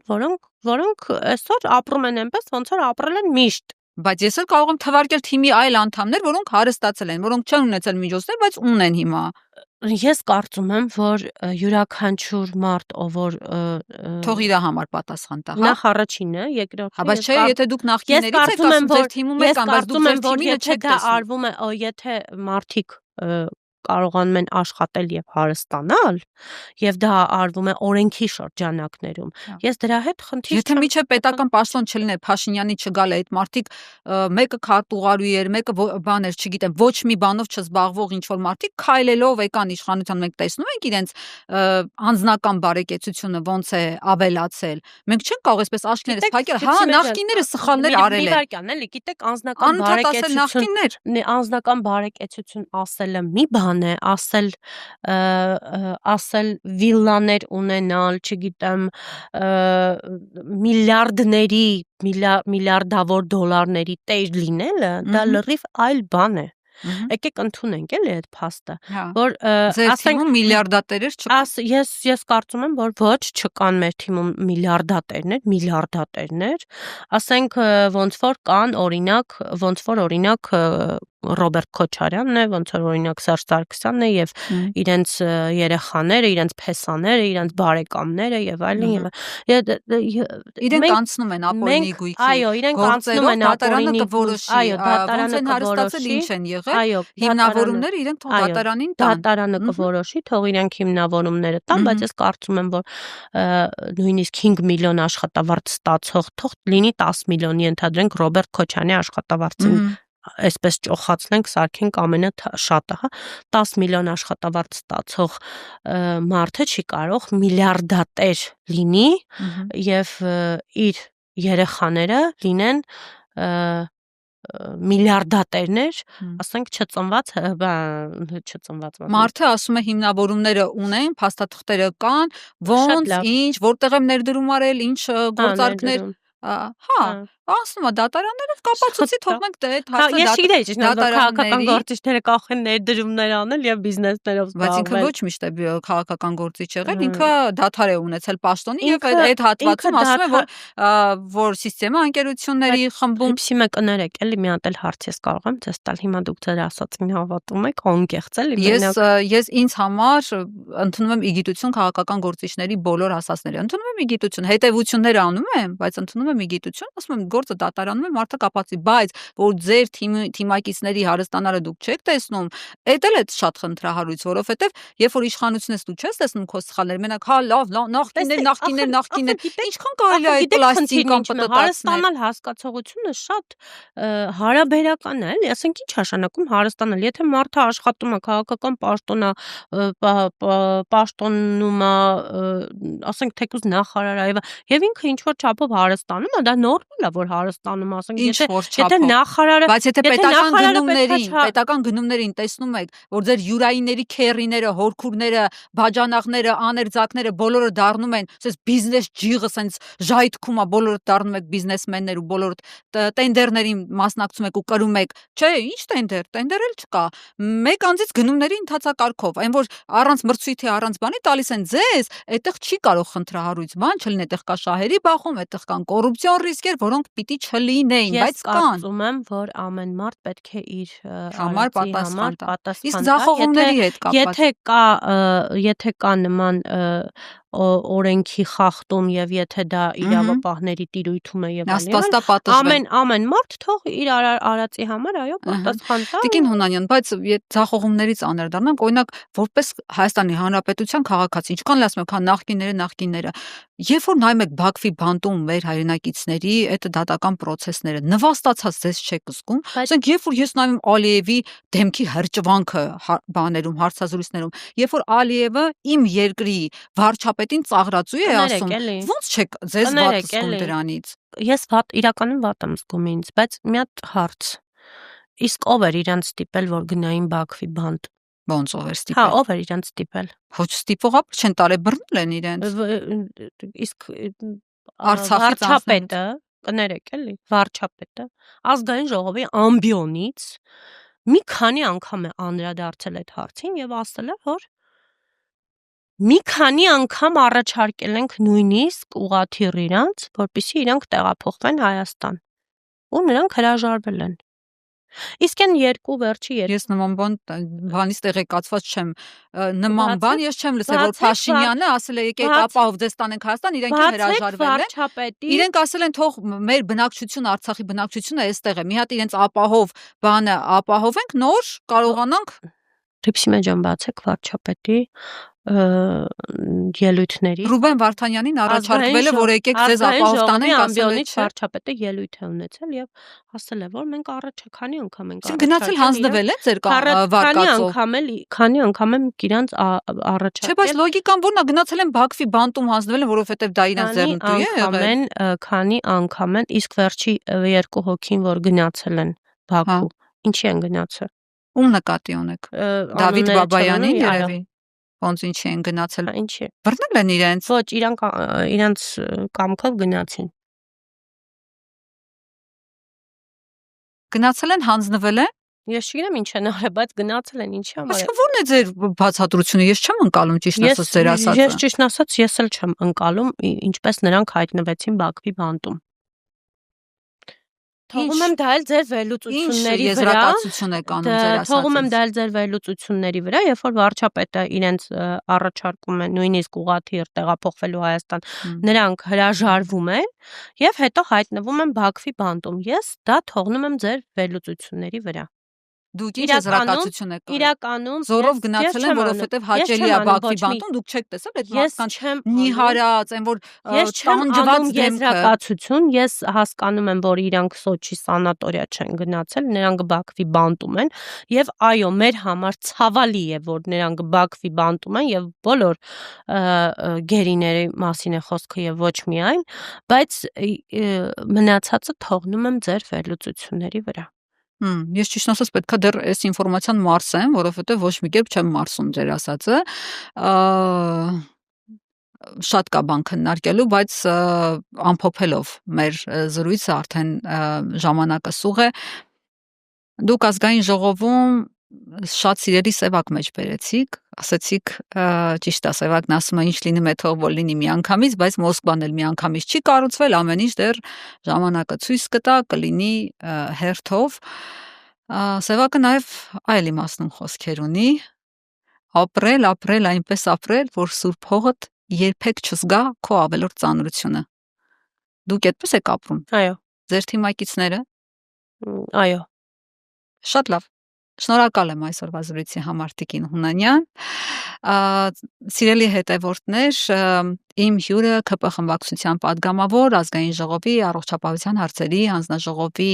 նախագահ Հռիփսիմե Հունանյանն էր։ Շնորհակալություն, որ դիտում եք։ Կհանդիպենք մյուս շաբաթ։ Ցտեսություն։